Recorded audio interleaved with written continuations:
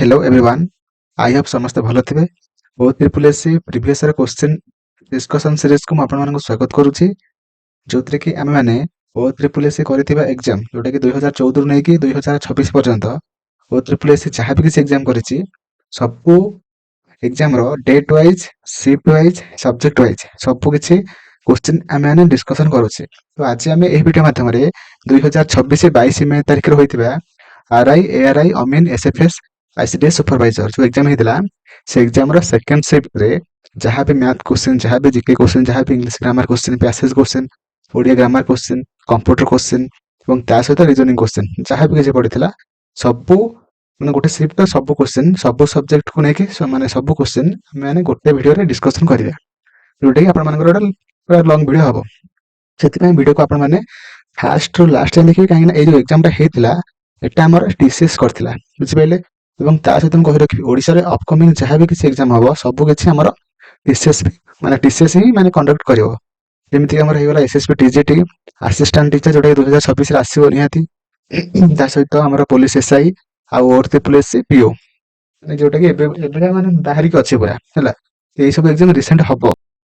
ता सहित आगामी ओडिशा रे जहाँ भी किसी एग्जाम होना कहीं नर्सिंग ऑफिसर है जहाँ भी किसी एग्जाम हम सबू एग्जाम टीसीएस रो क्वेश्चन बहुत हेल्पफुल हम से वीडियो को आपण मैंने फास्ट रू लास्ट जाए देखिए वीडियो को लाइक करदे चैनल को नुआ सब्सक्राइब करके ऑल नोटिफिकेशन पर क्लिक करेंगे जद्वारा कि जहाँ भी किसी नुआ वीडियो अपलोड करी आप फास्ट नोटिफिकेशन पाइपर सहित आप जहाँ भी किसी डाउट रहा कमेंट जन पारे। तो चलते वीडियो स्टार्ट करवा। फास्ट आम मैथ क्वेश्चन डिस्कसन करवा। ओके,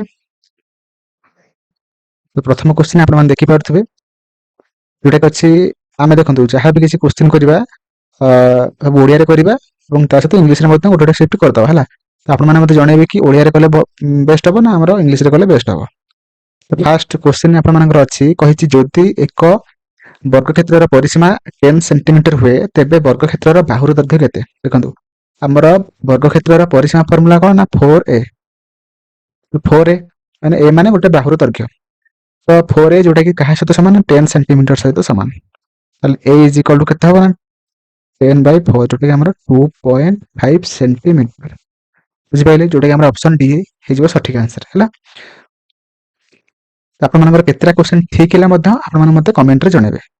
तो परवर्ती क्वेश्चन कहिछि गोटे द्रव्यर मूल्य को प्रथमे 40% वृद्धि करागला तापर 25% ह्रास करागला एवं परिशेष रे पुणी 30% वृद्धि करागला। से कहिछि मूल्य रे हला सर्वमोट शतकड़ा केते परिवर्तन हला बुझला। फास्ट आम ए दुटांगर सक्सेसिव बाहर करवा बुझिपाइले। तो सक्सेसिव रे माने फॉर्मूला कौन ना होछि ए प्लस बी प्लस और माइनस ए बी बाय 100 है। जदि लाभ होछि प्लस जदि क्षति होछि माइनस है। तो वृद्धि होछि माने कोन प्लस करिया तो ए जगह माने 50 नबा प्लस बी जगह 25 नंबर ह्रास होइछि माने एटा माइनस हबो हां कि ना माइनस हबो।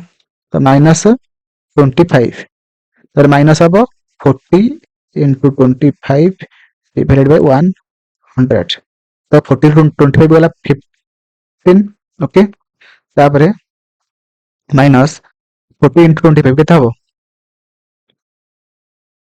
40 into 25 जोटा कि हमरा 1000 by 100 इटा सुना कटि वाला। तो 15 minus 10 जोटा कि हमरा केते हला ना हमरा होची 5 हैला। तो आम टोटाल ऊपर कहिया गले फास्ट 40% वृद्धि करागला और तापर 25% आम ह्रास करागला तेबे आम ओवरऑल 5% वृद्धि है बुझेगा। जेहेतुटा माइन प्लस आसला बोले लाभ है यदि माइनस आसता आम जानी था माने ह्रास है माने ओवरऑल। तापर कही कि आम पुणी 30% वृद्धि करागला है ये 5 प्लस 30 प्लस 30 into 5 by 100 है। तो 30 प्लस 5 35 प्लस एटा केते ना 30 पंचा 150 डिवाइडेड बाय 100 35 प्लस 1.5 जोटा कि हमर 36.5% कौन ना बढ़िला बा वृद्धि है। तो ऑप्शन ए हे जिवो आपण मानकर सठिक आंसर है। तो मोर आशा आपण माने समस्त सब माने बुझि पारथिबे सब प्रोसेस को। तो परवर्ती हम क्वेश्चन को जिबा। परवर्ती क्वेश्चन कहि गोटे टैप गोटे टांकी को 6 घंटा रे पूर्ण करि परिबो हला। ତାପରେ କହିଛି ଟାଙ୍କିର 2/3 ପୂର୍ଣ୍ଣ ହେବା ପରେ ଟାଙ୍କିରେ ଆଉ କେତେ ସମାନ ଟାଙ୍କିରେ କଣ ହେଲା ନା ଆଉ ଗୋଟେ ଏକ ସମାନ ଟ୍ୟାବ ଖୋଲାଗଲା ହେଲା। ଟାଙ୍କିକୁ ପୂର୍ଣ୍ଣ କରିବା ପାଇଁ ମୋଟ କେତେ ସମୟ ଲାଗିବ ହେଲା। ଦେଖନ୍ତୁ ଫାଷ୍ଟ କହିଛି ଗୋଟେ ଟ୍ୟାପ ଅଛି ହେଲା ହେଲା ସେଟା କଣ କରେ ନା ଗୋଟେ ଟାଙ୍କିକୁ 6 ଘଣ୍ଟାରେ ପୂର୍ଣ୍ଣ କରିପାରିବ। ବୁଝିପାରିଲେ। ତାପରେ କହିଛି କି ମାନେ ଫାଷ୍ଟ କଣ ହେଲା ନା ଗୋଟେ ଟାଙ୍କିରେ ଗୋଟେ ଟ୍ୟାପ ମାଧ୍ୟମରେ ପାଣି ପଶୁଥିଲା। ସେ କେତେ ଟାଇମ ପୁରେଇଲା ନା ଆମର 2/3 ପାଣିକୁ ସେ ପୂରଣ କରିଦେଲା। କଲା ପରେ କଣ ହେଲା ନା ତାପରେ ଆଉ ଗୋଟେ ସେମ୍ ଏଫିସିଏନ୍ସିର ଆଉ ଗୋଟେ ଟ୍ୟାପ ଖୋଲାଗଲା। ମାନେ ଓଭରଅଲ୍ କହିବାକୁ ଗଲେ ଦିଟା ଟ୍ୟାପ ମାନେ ପାଣି ଚାଲିଲା ହେଲା। 2/3 ମାନେ କଣ ମାନେ ପାଣି ଫୁଲ ହେବା ପରେ ଦିଟା ଟ୍ୟାପ ଚାଲିଲା। ଯଦି ଚାଲିଲା ତାହେଲେ ଓଭରଅଲ୍ ସେଇ ପାଣି ଟାଙ୍କିଟା ପୂରଣ ହେବା ପାଇଁ କେତେ ଟାଇମ ଲାଗିଲା ସେଇଟା ସେ କ୍ୱେଶ୍ଚିନ୍ ପଚାରିଛି ହେଲା। ଏଇଟା ଆମେ ଗୋଟେ ଏକ୍ସାମ୍ପଲ ନେଇ କରିବା ଯୋଉଟା କହି ଦେଖନ୍ତୁ କେମିତି କରିବା ନା ଭାବିଦେବେ କି ଆମର ଟୋଟାଲ ସେ ପାଣି ଟାଙ୍କିର ଭଲ୍ୟୁମ କେତେ ନା 6000 ଲିଟର ହେଲା। 6000 ଲିଟର ଟା ପଶୁଛି କେତେ ଟାଇମରେ ନା 6 ଘଣ୍ଟାରେ ପଶୁଛି। ତାହେଲେ 1 ଆୱାରରେ ସେ 1000 ଲିଟର ସେ ଫିଲ୍ଅପ୍ କରିପାରିବ ହେଲା। ତାହେଲେ 6000 ଲିଟରଟାକୁ ଆମ 6000 ଲିଟରର 2/3 କେତେ ନା ଆମର ହଉଛି 4000 ଲିଟର। ନା 4000 ଲିଟର ସେ ପୂରଣ କରିଦେଲା। କେତେ ଟାଇମ ଲାଗିଥିବ ନା 4 ଘଣ୍ଟା ଲାଗିଥିବ ହେଲା। ଆଉ ତାହେଲେ କେତେ ମାନେ ଫାଙ୍କା ଅଛି ନା 2000 ଲିଟର। 2000 ଲିଟର ଯଦି ଫାଙ୍କା ଅଛି ତେବେ ସେଇ ଟାଇମରେ ସେ ଦିଟା ଟ୍ୟାପ ଖୋଲିଲା ହେଲା। ଗୋଟେ ଟ୍ୟାପରେ ସେ କଣ ହବ ନା ଗୋଟେ ଆୱାରରେ ଦିଟା ମାନେ 1000 ଲିଟର ସେ ପାଣି ଭର୍ତ୍ତି କରିପାରିବ। ଯଦି ଦିଟା ମାନେ ଟ୍ୟାପ ଖୋଲା ହବ ତାହେଲେ ଗୋଟେ ଘଣ୍ଟାରେ ସେ 2000 ଲିଟର ମାନେ ଫିଲ୍ଅପ୍ କରିଦବ। ତାହେଲେ ଗୋଟେ ଘଣ୍ଟା ନେଲେ ଟୋଟାଲ ଉପରେ ସେ ପାଣି ଟାଙ୍କିଟା ଫୁଲ ହେଇଯିବ ହେଲା। ତାହେଲେ ଆମେ କହିପାରିବା କି 4 + 1 ଯୋଉଟା କି 5 ଲିଟର ପାଣି 5 ଘଣ୍ଟାରେ ସେଇ ପାଣି ଟାଙ୍କିଟା ଫୁଲ ହେଇଯିବ ହେଲା। ତ ଅପସନ ଡି ହେଇଯିବ ସଠିକ ଆନ୍ସର ହେଲା। ଏଟା ମୁଁ ଏକ୍ସାମ୍ପଲ ନେଇ କଲି କାହିଁକି ନା ଆପଣମାନେ ଠିକରେ ବୁଝିପାରିବେ ବୋଲି। ତା ପରବର୍ତ୍ତୀ ଆମେ କ୍ୱେଶ୍ଚିନକୁ ଯିବା। ପରବର୍ତ୍ତୀ କ୍ୱେଶ୍ଚିନ କହିଛି ରବି ଏବଂ ସୁରେଶ ଯଥାକ୍ରମେ 60,000 ଏବଂ 90,000 ନିବେଶ କରି ଏକ ବ୍ୟବସାୟ ଆରମ୍ଭ କରନ୍ତି। ଯଦି ବର୍ଷ ଶେଷରେ ମୋଟ ଲାଭ 50,000 ହୁଏ ତେବେ ସେ ଲାଭରେ ରବିର ଭାଗ ନିର୍ଣ୍ଣୟ କର ହେଲା। ଫାଷ୍ଟ କଣ କରିବା ନା ଇନଭେଷ୍ଟମେଣ୍ଟର ରେସିଓ ବାହାର କରିବା ହେଲା। 60,000 ଇଷ୍ଟୁ 90,000 ର ରେସିଓ କେତେ ହବ 2:3 ହବ ହେଲା। ଯଦି ହେଲା ଲାଭଟା କେତେ ହେଇଛି ଯୋଉ ଅନୁପାତରେ ଇନଭେଷ୍ଟ କରାଯାଇଥିବ ସେଇ ଅନୁପାତରେ ଲାଭଟା ମଧ୍ୟ ଭାଗ କରାହବ ହେଲା। ତାହେଲେ ଟୋଟାଲ କେତେ ହେଲା ରେସିଓଟା ଏତିକି ମାନେ ଆମେ 2x ନେଇପାରିବା ଗୋଟେ ଆଉ ଗୋଟେ 3x ନେଇପାରିବା ଯୋଉଟା କି ଆମର 50,000 ସହିତ ସମାନ ହେଲା। ତାହେଲେ x is equal two 50,000 Bai 5 ଯୋଉଟା କି ଆମର କେତେ x ଟା ଆମର ବାହାରି ପଡ଼ିଲା କେତେ ନା 10,000 ହେଲା। ତାହେଲେ ରବିର ଇନଭେଷ୍ଟମେଣ୍ଟ ରେସିଓ କେତେ ନା 2 ମାନେ x ଟା ଯଦି 10,000 ହେଲା 2x ଟା କେତେ ହବ ନା 20,000 ହେଲା। ଅପସନ ବି ହେଇଯିବ ସଠିକ ଆନ୍ସର ହେଲା। ତ ପରବର୍ତ୍ତୀ କ୍ୱେଶ୍ଚିନ ଯିବା। ପରବର୍ତ୍ତୀ କ୍ୱେଶ୍ଚିନ କହିଛି କଣ ନା ଆମର 1.25 ର କ୍ୟୁବ ପ୍ଲସ 1.75 ର cube plus 9 into 1.25 into 1.75 minus 7 ଏର ମୂଲ୍ୟ କେତେ। ଦେଖନ୍ତୁ ଫାଷ୍ଟ କେମିତି କରିବେ ଯେତେବେଳେ ଏଇ ଟାଇପର କ୍ୱେଶ୍ଚିନ ଆସିବ ସେଟା ଗୋଟେ ଯେମିତି ହେଲେ ବି ଗୋଟେ ଫର୍ମୁଲାରେ ସେ ବେସ୍ ହେଇକି ଥିବ ହେଲା। ଦେଖନ୍ତୁ ଏଟା କ୍ୟୁବ ଅଛି ନା ଏଟା ଆମେ a କ୍ୟୁବ ନବା ତାପରେ ଏଟାକୁ b କ୍ୟୁବ ନବା ହେଲା। ତାପରେ ଏଟା କୋଉ ମାନେ ଫର୍ମୁଲାରେ ଅଛି ନା a cube plus b cube plus 3ab into a plus b ହେଲା। a ପ୍ଲସ b ଏଟା କେତେ ହବ 1.25 ପ୍ଲସ 1.75 ମିଶିଲେ କେତେ ଏଟା 3 ହେଇଯିବ। ab ଟା ଏଠି ଅଛି ab ଇଏ 3 9 ଇଣ୍ଟୁ 1.25 ହେଇଯାଉଛି ନା ହେଉନି ଇଣ୍ଟୁ 1.75 ହେଇଯାଉଛି। a cube plus b cube plus 3ab into a plus b ତାହାର ଫର୍ମୁଲା ନା ହଉଛି a ପ୍ଲସ b ର କ୍ୟୁବ ହେଲା ହୋଲ କ୍ୟୁବ। ବୁଝିପାରିଲେ। ତାହେଲେ a ଟା ଆଉ b ଟା ମିଶିଲେ କେତେ ହବ 3 ହବ।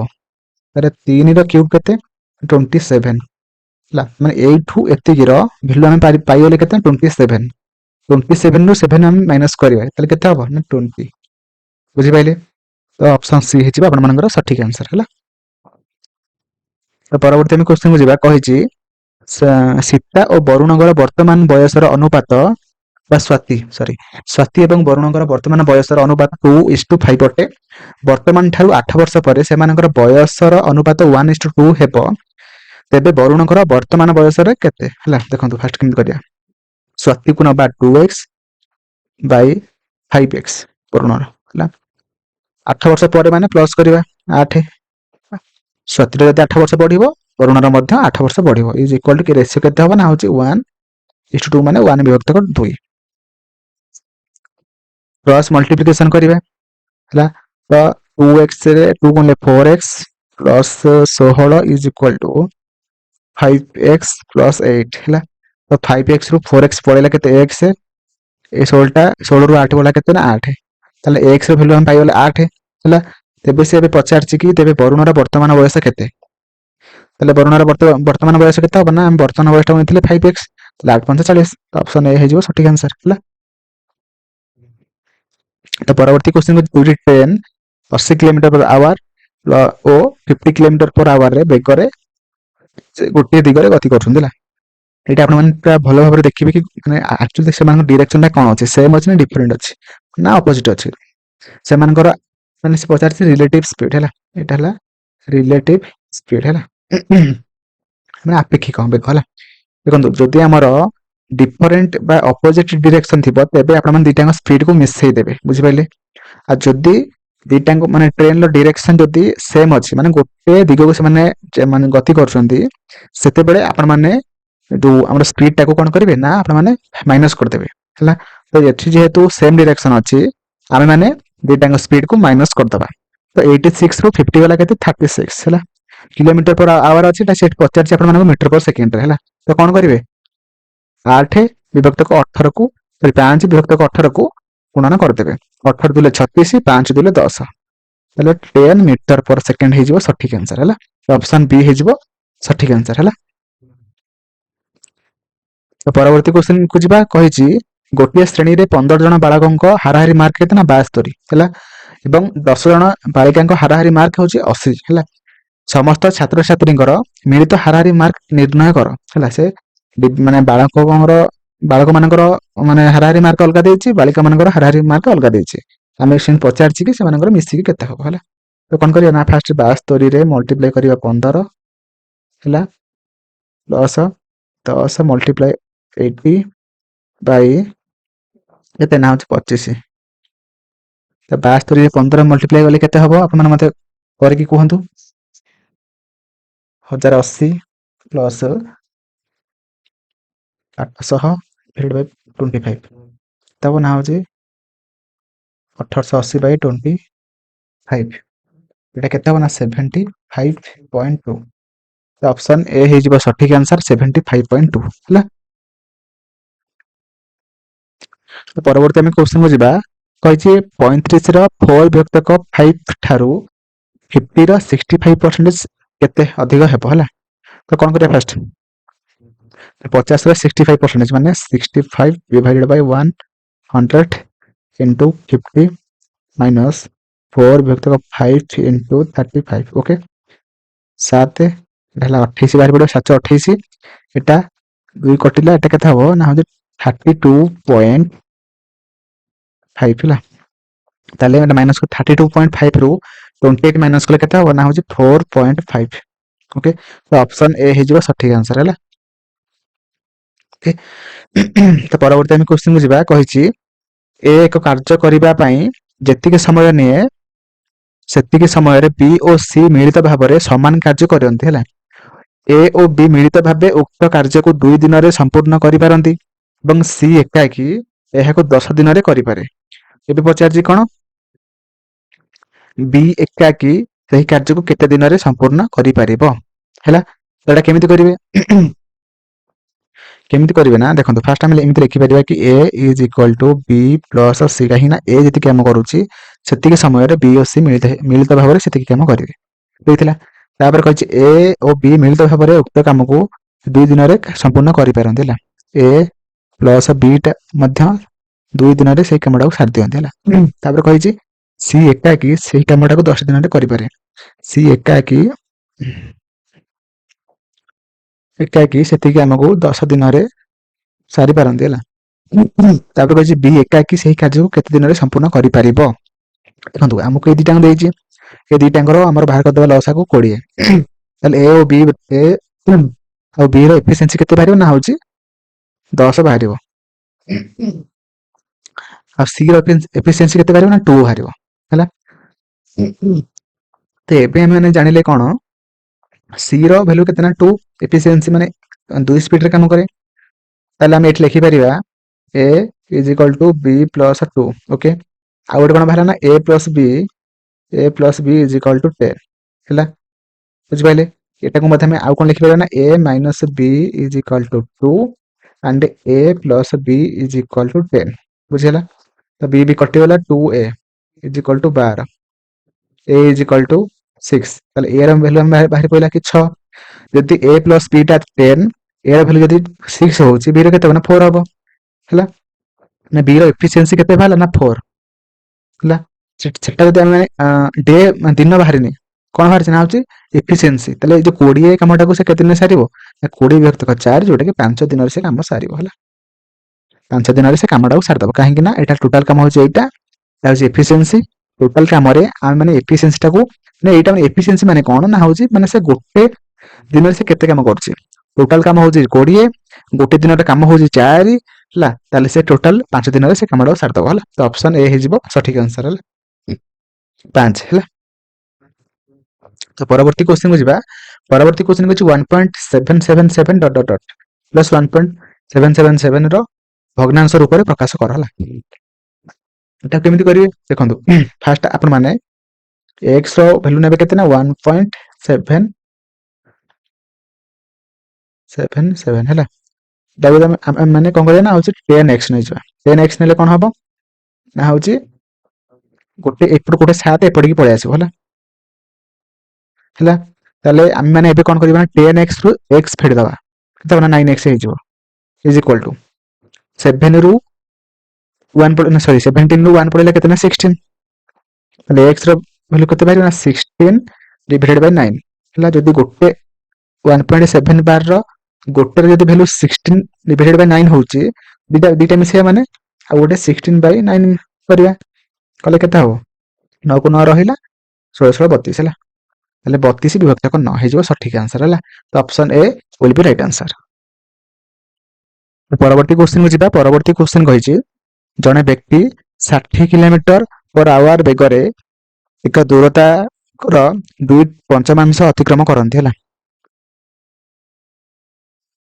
ଏବଂ ତାପରେ କହିଛି 48 କିଲୋମିଟର ପର ଆୱାର ବେଗରେ 1/4 ଅତିକ୍ରମ କରନ୍ତି ଏବଂ 6 କିଲୋମିଟର ପର ଆୱାର ବେଗରେ ଅବଶିଷ୍ଟ ଦୂରତା ସେ ଅତିକ୍ରମ କରନ୍ତି। ଯଦି ଅତିକ୍ରମ କରାଯାଇଥିବା ମୋଟ ଦୂରତା କେତେ ନା 300 କିଲୋମିଟର ହେଲା ଟୋଟାଲ ଦୂରତା, ତେବେ ସମଗ୍ର ଯାତ୍ରା ପାଇଁ ତାଙ୍କର ହାରାହାରି ବେଗ କିଲୋମିଟର ପର ଆୱାରରେ କେତେ ହେବ ହେଲା। ଦେଖନ୍ତୁ ଏଟା ଆପଣମାନେ କେମିତି କରିବେ, ଆପଣମାନେ ଫାଷ୍ଟ ଲେଖିବେ କି 60 କିଲୋମିଟର ପର ଆୱାରରେ କେତେ ବାଟ କଲେ ନା 300 ର କେତେ ନା 2/5 ମାନେ 2 ବିଭକ୍ତ 5 ମାନେ ଏଟା କଲେ କେତେ ହେବ ନା 6 5 30 ହେଲେ 120 କିଲୋମିଟର ସେ କଲେ କୋଉଥିରେ ନା ଆମର ହେଉଛି 60 କିଲୋମିଟର ପର ଆୱାର ବେଗରେ 120 କିଲୋମିଟର ସେ ଗଲେ। ବୁଝିଲା? ତାପରେ ଆସିଲା 48 କିଲୋମିଟର ପର ଆୱାର ସ୍ପିଡରେ 300 ର କେତେ ନା 1/4 ମାନେ 1 ବିଭକ୍ତ 4 ମାନେ କେତେ ହେବ ନା ହେଉଛି 75 ହେଲା। 75 କିଲୋମିଟର ଗଲେ। ଆଉ କହିଛି କ'ଣ ନା 6 କିଲୋମିଟର ଆଉ ମାନେ 6 କିଲୋମିଟର ପର ଆୱାର ବେଗରେ ଆଉ ଯେତିକି ମାନେ ଦୂରତା ବଳିଲା ସେତିକି ଦୂରତା ସେ ଏତିକି ସ୍ପିଡରେ ଗଲେ, 6 କିଲୋମିଟର ପର ଆୱାର ସ୍ପିଡରେ ଗଲେ। ତାହେଲେ 120 ପ୍ଲସ୍ କେତେ 75 ହେଲେ କେତେ ନା 195। 300 ରୁ 195 ଫେଡ଼ିବା କେତେ ହେବ ନା 105 କିଲୋମିଟର ସେ ଗଲେ କୋଉଥିରେ ନା ହେଉଛି 6 କିଲୋମିଟର ପର ଆୱାର ସ୍ପିଡରେ ହେଲା। ଯଦି ସେ ଗଲେ ତାଙ୍କୁ ତାହେଲେ କେତେ ଟାଇମ ଲାଗିଲା ଏଇଟା ଆମେ ଦେଖିବା, ନା ହିସାବ କରିବା। ଏଟା ଗଲା କେତେ 2 ଆୱାର ଲାଗିଲା। ଏଟା ଆମର କେତେ ଲାଗିବ ନା 75 ଡିଭାଇଡେଡ୍ ବାଇ 48 ହେଲେ କେତେ ହେଉଛି ହିସାବ କରିକି କୁହନ୍ତୁ। ଟିକେ ମାନେ ପଏଣ୍ଟରେ ଆସିବ କି 1.56 ଆୱାର ହେଲା, ଏତିକି ଲାଗିଲା। ଆଉ ଆମର ଏଟା କେତେ ଟାଇମ ଲାଗିଲା ନା ହେଉଛି 6 × 6 ତାପରେ ଆସିଲା 17.5 ଆୱାର ହେଲା। Okay, 17.5 hour. ଯଦି ଆମେ ମାନେ ହାରାହାରି ବେଗ ବାହାର କରିବା ତେବେ ଆମେ ମାନେ କ'ଣ କରିବା ନା total distance by total time. Total distance କେତେ ନା 300 ଡିଭାଇଡେଡ୍ ବାଇ ଟୋଟାଲ ଟାଇମଟା କେତେ ହେବ ନା 17 2 କେତେ 19 19 1 20 20 ଏପଟେ ହେଲା 21 21 ପଏଣ୍ଟ କେତେ 06 ହେଲା। 21.06 आवर है। तो 300 आम मैंने 21.06 माने हरण कले केते हबो ना हो हमर 14.24 किलोमीटर पर आवर है। एटा आपण माने कोन करिवे ना निजे निजे करिवे हैला। जदि मैं आपण मानक वीडियो माध्यम रे करिवि बहुत टाइम हे लागिवो हैला के कैलकुलेटिव अछि किंतु आपण माने पेशेंस रे सहित करिवे हैला। ऑप्शन सी हे जिवो आपण मानकर सठिक आंसर हैला। तो परवर्ती क्वेश्चन कहिछि दुईटी संख्यार गसागु केते ना 12 गोटे लसागु 180 आ गोटे संख्या केते हबो ना आमे माने जानिचे लसागु आ गुणन केते माने लसागु गुणन गसागु इज इक्वल टू दुईटी संख्यार गुणनफल हैला। तो गोटे संख्यार हैला 60 लसागु हैला 180 गुणन गसागु हैला 12 गोटे को x नै जिबा ताले x इज इक्वल टू केते हबो ना 180 गुणन 12 बाई केते 60 60 रे 36 18 32 36 हैला। तो आ गोटे संख्या केते हबो ना 36।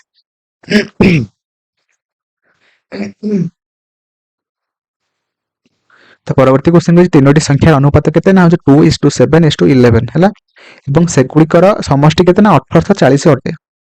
तापर कहछि बृहत्तम और क्षुद्रतम संख्या मध्य रे अंतर निर्णय कर हैला। देखो फर्स्ट एमानकर रेशियो दिछि माने हम x नै जिबा 11x plus 7x plus 2x is equal to केते ना होछि 1840। ताले 11 7 18 18 2 20 20x इज इक्वल टू केते ना 1840 x इज इक्वल टू केते ना 1840 डिवाइडेड बाय केते 20 गोटे केते हो ना तले 92 तले गोटे x रो वैल्यू बाहर पला 92। एबे से कहिछि कि हम बृहत्तम एवं क्षुद्रतम संख्या बृहत्तम कोड ना 11 क्षुद्रतम कोड माने कोडा ना 2 उत्तर केते हो 11 2 गला 9 तले 9x रो वैल्यू केते हो ना 92 9 माने गुणी देबा 9 2 18 1 9 81 के 82 82 828 ऑप्शन ए हे जिवो सठिक आंसर। परवर्ती हम क्वेश्चन में परवर्ती क्वेश्चन कहिछि कोन कहिछि गोटे शार्ट रो मूल्य केते ना 475 अटे राघव दुईटी कोन हेछि ना by one get one free हैला। तो कोन हेछि ना राघव दुईटी किनंतु दुईटी मागणा पांतु स्कीम रे शार्ट किनंती मोट से केते टका पे करंती ना 3800 टका से पेमेंट करले से केतोटी शार्ट पाइबे देखंतु फर्स्ट गोटे शार्ट रो मूल्य केते ना 475 ताले से टोटल केते टका पेमेंट करले ना 3800 टका फर्स्ट ताकर माने पेमेंट अनुसार केतरा शार्ट टका मिलिबो ना 3800 रे आमे माने 475 हरण कर दबा केते बारिबो ना 8 बारिबो हैला माने 4 माने से 3800 टका रे 8टा शार्ट से किनिले देखंतु एठी दुईटा किनिले दुईटा मिलियो माने गोटे किनिले आ गोटे मिलुची कहे बोले हैला जदि से 8टा किनिले आ केतरा मिलियो ना 8टा मिलियो शार्ट टोटल केतरा शार्ट हैला ना 16टा शार्ट हैला तो ऑप्शन बी हे जो सठिक आंसर हैला जतेटा किनिले सेतेटा मिलुची से 8टा शार्ट पे से पेमेंट करले आ 8टा शार्ट मिलिबो लागी ताहले से टोटल से 16टा शार्ट से पाइले हैला। तो परवर्ती क्वेश्चन को जिबा परवर्ती क्वेश्चन कहिछि कोन तीनोटी लब्धांक मानकर माध्यम केते ना होछि 37.5 अटे जदि लब्धांक माने कोन हेछि ना 45 को 65 रे बदला जाई थाए बदला गले तेबे नूतन माध्यमान एवं मूल माध्यमान मध्य पार्थक्य केते हो हैला 8टा लब्धांक अछंती माने 8टा मध्य रे गोटे अछि केते ना 42 सॉरी 45 अछि से 45 टा चेंज करके आमे माने 65 करबा जदि करबा केते डिफरेंस केते आउछि ना 20 आउछि हैला जदि 20 आउछि केते 20 आउछि ना 8टा मध्य रो हैला 8 हरिबा हैला केते होछि 2.5 आट फार्मूला अछि कोन जदि हमर जदि लब्धांकर वैल्यू माने कोन होछि ना चेंज होछि तार फार्मूला कोन difference in mean difference of mean रो फार्मूला गोटे इज इक्वल टू केते ना होछि change in sum divided by total कोन लब्धांक टोटल ऑब्जेक्ट तो हमरो डिफरेंस मीन केते बाहरिबो ना हमरो टोटल सम केते ना 20 चेंज केते ना 45 टा को 65 करा गला माने 20 केतेटा माने केते लब्धांक केते ना 8टा माने 20 वेक्टर काटी जोटा 2.5 हैला फार्मूला को लिख रखिबे। तो परवर्ती क्वेश्चन को जिबा परवर्ती क्वेश्चन कहिछि जदि 73 बा 7300 रो ବାର୍ଷିକ 20% ଚକ୍ରବୃଦ୍ଧି ସୁଧ ହାରରେ 1 ବର୍ଷ ପାଇଁ ନିବେଶ କରାଯାଏ ଏବଂ ସୁଧ କ'ଣ ହେଇଛି ନା ଅର୍ଦ୍ଧବାର୍ଷିକ ଭାବରେ ଚକ୍ରବୃଦ୍ଧି ହୁଏ। ତେବେ ଗୋଟେ ବର୍ଷ ପରେ ସମୂଳ ସୁଧ କେତେ ହବ? ଦେଖନ୍ତୁ, ଗୋଟେ ବର୍ଷ ପାଇଁ ହେଲା, ଗୋଟେ ବର୍ଷ ପାଇଁ ତାର ହାର କେତେ ନା 20%, କିନ୍ତୁ ସେ ହିସାବ ହବ କୋଉ ଅନୁସାରେ? 6 ମାସକୁ ଥରେ ହିସାବ, ମାନେ ଗୋଟେ ବର୍ଷରେ 6 ମାସ ମାନେ ଗୋଟେ ମାସରେ ମାନେ 6 ମାସ କେତେଟା ପଡିବ ନା 2ଟା ପଡିବ, 6 6 12 ମାସ।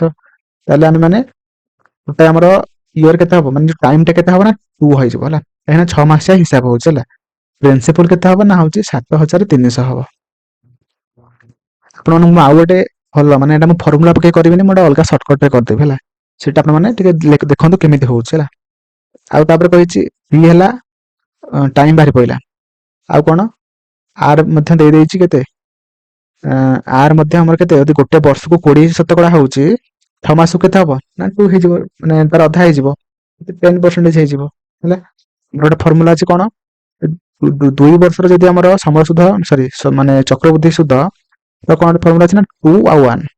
3 ଇୟର କଣ ନା 3 3 1, ଆଉ 4 ଇୟର କଣ ନା 4 6 4 1 ହେଲା। ଏଇଟା କଣ ନା ଦେଖନ୍ତୁ, ଏଇଟା ଗୋଟେ ଫ୍ୟାକ୍ଟର ହେଲା।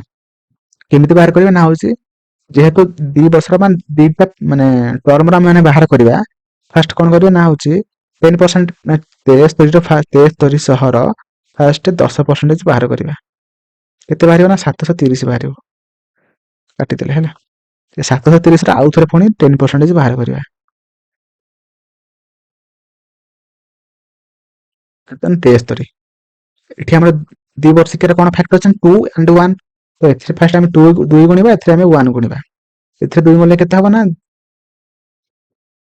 0 6 7 14, କେତେ 73, କେତେ ହବ ଇଏ ମିଶେଇ ଦେଲେ 3 7 6 13 1 15 1 1533, 1533 ପ୍ଲସ 7300, 7300 ପ୍ଲସ 1533 କେତେ ହବ ନା 8833 ହେଲା। ଅପସନ ଏ ହେଇଯିବ ସଠିକ ଆନ୍ସର ହେଲା। ଯଦି ଆପଣମାନଙ୍କୁ 3 ବର୍ଷର ଦେଇଥିବ, ଆପଣମାନେ 3 ଥର ତାର ମାନେ ଯେତିକି ଶତକଡ଼ା ଦେଇଥିବ ସେଇ ଶତକଡ଼ା ଅନୁସାରେ 3 ଥର ବାହାର କରିବେ। ବାହାର କଲା ପରେ 3 3 1 ଗୁଣିଦେବେ, ହେଲେ ଆପଣମାନଙ୍କର 3 ବର୍ଷର କମ୍ପାଉଣ୍ଡ ଇଣ୍ଟରେଷ୍ଟ ବାହାରି ପଡିବ ହେଲା। ତ ଅପସନ ଏ ହେଇଯିବ ଏଠି ଆପଣମାନଙ୍କର ସଠିକ ଆନ୍ସର ହେଲା। ତ ପରବର୍ତ୍ତୀ କ୍ୱେଶ୍ଚିନ୍ କହିଛି, 2ଟି ସମକେନ୍ଦ୍ରିକ ବୃତ୍ତ ମଧ୍ୟରେ ଏକ ବୃତ୍ତାକାର ଚଲାପଥ ଗଠିତ ହୋଇଛି ହେଲା। ତାପରେ କହିଛି ଅନ୍ତଃ ବୃତ୍ତର ପରିଧି କେତେ ନା ହଉଛି 352 ମିଟର ଏବଂ ପଥରର ଓସାର କେତେ ନା 4 ମିଟର ହେଲେ ପଥର କ୍ଷେତ୍ରଫଳ ବର୍ଗ ମିଟରରେ ନିର୍ଣ୍ଣୟ କର ଏବଂ ଉତ୍ତରଟିକୁ ନିକଟତମ ଦର୍ଶକ ପ୍ରକାଶ କର। ଦେଖନ୍ତୁ କେମିତି କରିବେ। ସମକେନ୍ଦ୍ରିକ ମାନେ କଣ ନା ଗୋଟେ ଦିଟାଙ୍କ ବୃତ୍ତର ଗୋଟେ କେନ୍ଦ୍ରବିନ୍ଦୁ ହେଲା। କଣ କହିଛି ନା ଯୋଉ ଭିତରେ ଯୋଉ ବୃତ୍ତଟା ଅଛି ତାର ପରିଧି କେତେ ନା 2 ପାଇ r ଇଜ ଇକ୍ୱାଲ ଟୁ କେତେ ନା ହଉଛି 352 ମିଟର ହେଲା। ଯଦି ଆମର ଏଠି ତାର ପରିଧି ଦେଇ ସାରିଛି, ତେବେ ଆମେ ତାର ରେଡିୟସ ବାହାର କରିପାରିବା ଏଇ ଫର୍ମୁଲାରେ ପୁଟ୍ କରିକି। ତ r is equal two 352 Bai 2 ପାଏ, ତ ପାଏର ଭ୍ୟାଲୁ କେତେ 22 ବିଭକ୍ତ 7, ଏଟା ଯଦି ଉପରକୁ ଯିବ ଉଲ୍ଟି ଯିବ ନା, 352 ବାଇ 2 ଇଣ୍ଟୁ 7 ବିଭକ୍ତ 22, ବୁଝିଗଲା। ତ ଏଟା ଆମର କଟିଲେ କେତେ ହବ 176 ହେଲା। 176 ଇଣ୍ଟୁ 176 ଇଣ୍ଟୁ 7 ବାଇ 22, ତାପରେ କାଟିଲେ କେତେ ହବ,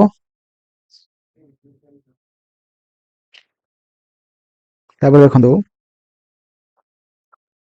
176 ଡିଭାଇଡେଡ୍ ବାଇ 22 ଯୋଉଟା କି 8, এটা ଆମର 8 ରେ କଟିଯିବ, 8 7 56, ମାନେ ଆମର ଭିତର ଯୋଉ ବୃତ୍ତଟା ଅଛି ତାର ରେଡିୟସ କେତେ ବାହାରିଲା ନା ଆମର 56 ବାହାରିଲା ହେଲା। ତାହେଲେ ପଥର ଏ ପଥରଟା ଅଛି ସେ ପଥର ମାନେ କେତେ ମାନେ ଲେନ୍ଥ ନା ହଉଛି ଆମର ଓସାର କେତେ ନା 4 ମିଟର।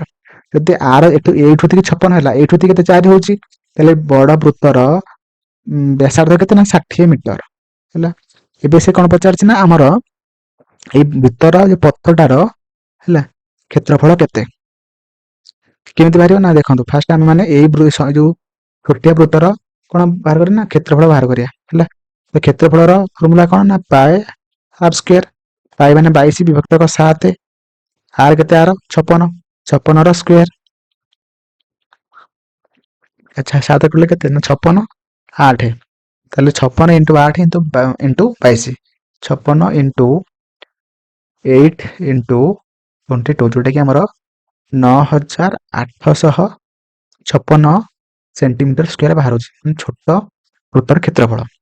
ଏବେ ଆମେ ମାନେ ବଡ଼ ବୃତ୍ତର କ୍ଷେତ୍ରଫଳ ବାହାର କରିବା ଯାହାର କି ବ୍ୟାସାର୍ଦ୍ଧ କେତେ ନା 60 ବାଇ ଆର୍ ସ୍କୋୟାର ଯୋଉଟାକି 22 ବିଭକ୍ତକ 7 ଗୁଣନ 60 ର ସ୍କୋୟାର 60 ର ସ୍କୋୟାର କେତେ ହବ 3600 ଇଣ୍ଟୁ 22 ବାଇ 7 ତାହେଲେ କେତେ ହବ ନା 3600 ଗୁଣନ 22 ହରଣ 7 ଯୋଉଟାକି ଆମର 11314 ବଡ଼ ବୃତ୍ତର କ୍ଷେତ୍ରଫଳ କେତେ ବାହାରୁଛି ନା 11314 ତାହେଲେ ଆମେ ମାନେ ଫେଡ଼ିଦବା এই ବଡ଼ ବୃତ୍ତରୁ ସାନ ବୃତ୍ତର କ୍ଷେତ୍ରଫଳ ଫେଡ଼ି ଦେଲେ এই ପଥର କ୍ଷେତ୍ରଫଳ କେତେ ବାହାରି ପଡ଼ିବ ହେଲା।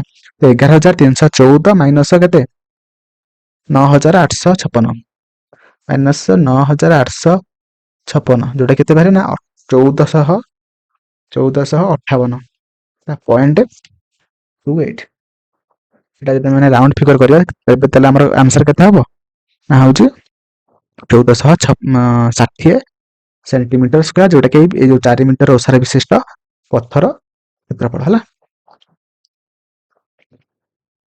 ପରବର୍ତ୍ତୀ କ୍ୱେଶ୍ଚନ ଏଠି କହିଛି ଆପଣମାନଙ୍କୁ କହିଛି ଏକ ରେଫ୍ରିଜରେଟର ବା ଗୋଟେ ଫ୍ରିଜର ଚିହ୍ନିତ ମୂଲ୍ୟ କେତେ ନା 75000 ଅଟେ।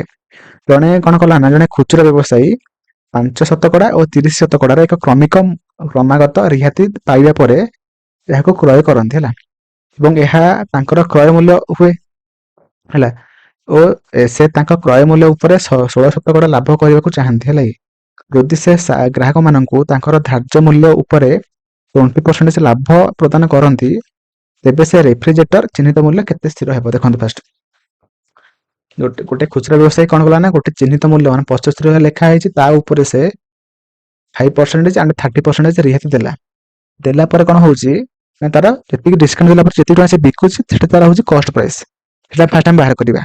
ସେ ବାହାର କଲା ପରେ ସେ କଷ୍ଟ ପ୍ରାଇସ୍ ରେ ସେ ମାନେ 16% ଲାଭ କରିବା ପାଇଁ ଚାହୁଁଛି ଲାଭ କରିବ କେମିତି ଲାଭ କଲା ପରେ ସେ ପୁଣି ଆହୁରି ଏଟାକୁ ଏମିତି ଭାବରେ ଏତିକି ଟଙ୍କା ଲେଖିବ ଯୋଉଟା କି ଯୋଉ ପଇସାରୁ ସେ 20% ଫାଷ୍ଟ ସେ ରିହାତି ଦେଲା ପରେ ସେ 16% ଲାଭ ପାଇବ ସେଟା ସେ କହିଛି ତ ସେ କେତେ ଟଙ୍କା ଲେଖିବ ସେଟା ସେ ଆପଣମାନଙ୍କୁ କ୍ୱେଶ୍ଚିନ୍ ପଚାରିଛି ହେଲା। କେମିତି କରିବେ ଫାଷ୍ଟ ଦେଖନ୍ତୁ ଫାଷ୍ଟ 75000 ଯୋଉ ଦିଟା ସକ୍ସେସିଭ ବାହାର କରିବେ ହେଲା କି ଫାଷ୍ଟ 75000 ର 5% ମାନେ ଡିସକାଉଣ୍ଟ ବାହାର କରିବା ମାନେ ଏକଥରେ ସେ ରହୁଛି କେତେ 95 ରହିଲା ଦେଶରେ ଦିଟା ଶୂନ କଟିଗଲା କେତେ ହଉଛି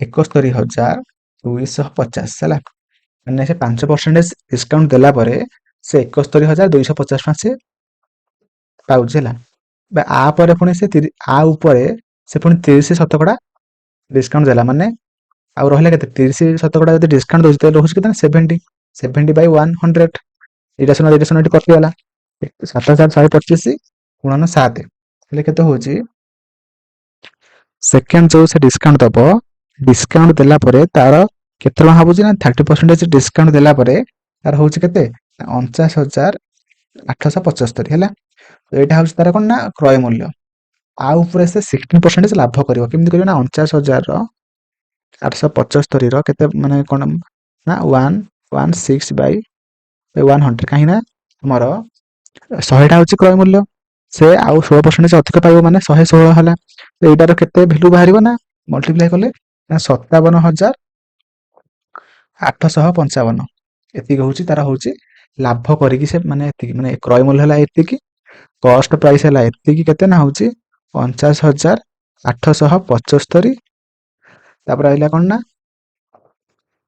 ଲାଭ କଲା ପରେ ତାର ସେଲିଂ ପ୍ରାଇସ୍ କେତେ ହଉଛି ନା ହଉଛି 57855 ହେଲା ଆମେ ଦେଖନ୍ତୁ ଏଟା ହଉଛି ସେଲିଂ ପ୍ରାଇସ୍ କିନ୍ତୁ ମାର୍କେଟ ପ୍ରାଇସ୍ କେତେ ଲେଖିବ ନା ଗୋଟେ ଫର୍ମୁଲା ଅଛି selling price is equal to market price ହେଲା କେତେ ନା 20% ରିହାତି ଦବ ମାନେ ସେ ରଖିବ କେତେ ଆଗତେ ନା 80% ତାହେଲେ 80 by 100 ହେଲା ତ ସେଲିଂ ପ୍ରାଇସ୍ କେତେ ନା 57855 is equal to market price ଆମେ ବାହାର କରିବା इंटू 8/10 माने 0 कटिगला market price is equal to 57,855 ये 10टा पटे मल्टीप्लाई हम बाय 8 है ये हरण कले केते बाहर आमर बाहर करेंगे आपण मैंने 72,318 टंका है यहाँ हूँ आम आंसर ऑप्शन ए हो सठिक आंसर है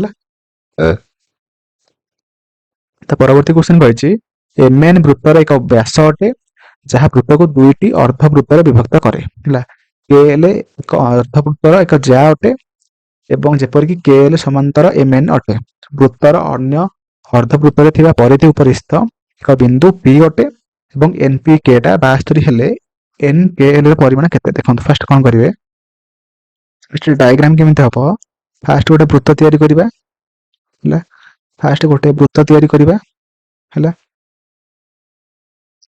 फर्स्ट कछि तार व्यासटा केते ना होछ एमएन एमए गोटे एन गोटे हला एमएन तापर आसला केएल गोटे हला ज्या गोटे जोटा कि एमएन सहित पैरेलल अछि हला केएल बुझिला तापर कहिछि एनपी के ए पीटा ए पी गोटे एठी बिंदुडा अछि पी एनपी के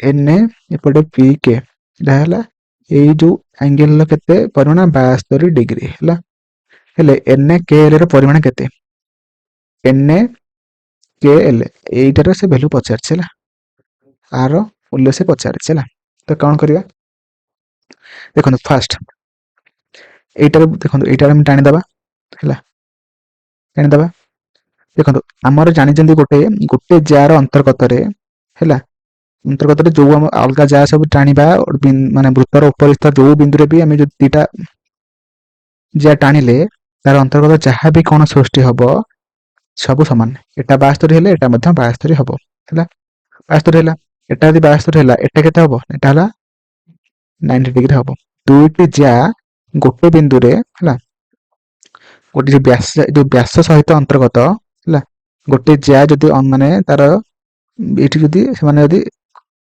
मिलित हेले तो एठी जो कोनटा सृष्टि हबो सेटा 90 डिग्री हबो बुझि पाइले तो एटा 90 हेला एटा केते हबो 72 हेला तो 72 90 के मिसले केते होछि 72 90 मिसले केते हबो ना होछि 162 तो एटा केते हबो ना 18 डिग्री हबो 18 डिग्री हेले एइटा आ सहित माने पैरेलल अछि जे एटा 18 हेला एटा मध्ये 18 हबो बुझिला तो सेति पई हमर एन केएल रो वैल्यू पचार थिला तो एन केएल रो मूल्य केते हबो ना 18 हबो तो ऑप्शन सी हे जिवो सठिक आंसर ओके प्रथम क्वेश्चन आपण मान देखि पारथुवे कहिछि ब्रिटिश अत्याचार एवं अन्याय जमीदार मानक विरुद्ध रे लढ़ा जाइथिबा फरीदपुर रो गोटे सेकंड फरीदपुर रो फरायजी आंदोलन हला किए आरंभ करथिले ओके किए करथिले कोन मते तो ऑप्शन अछि डुडू मिया ना हाजी शरीयतुल्लाह ना सैयद अहमद ना टीपू सुल्तान हमर किए जे कि फरायजी आंदोलन हला हमर करथिले माने ब्रिटिश मानक एगेंस्ट से करथिले के करथिले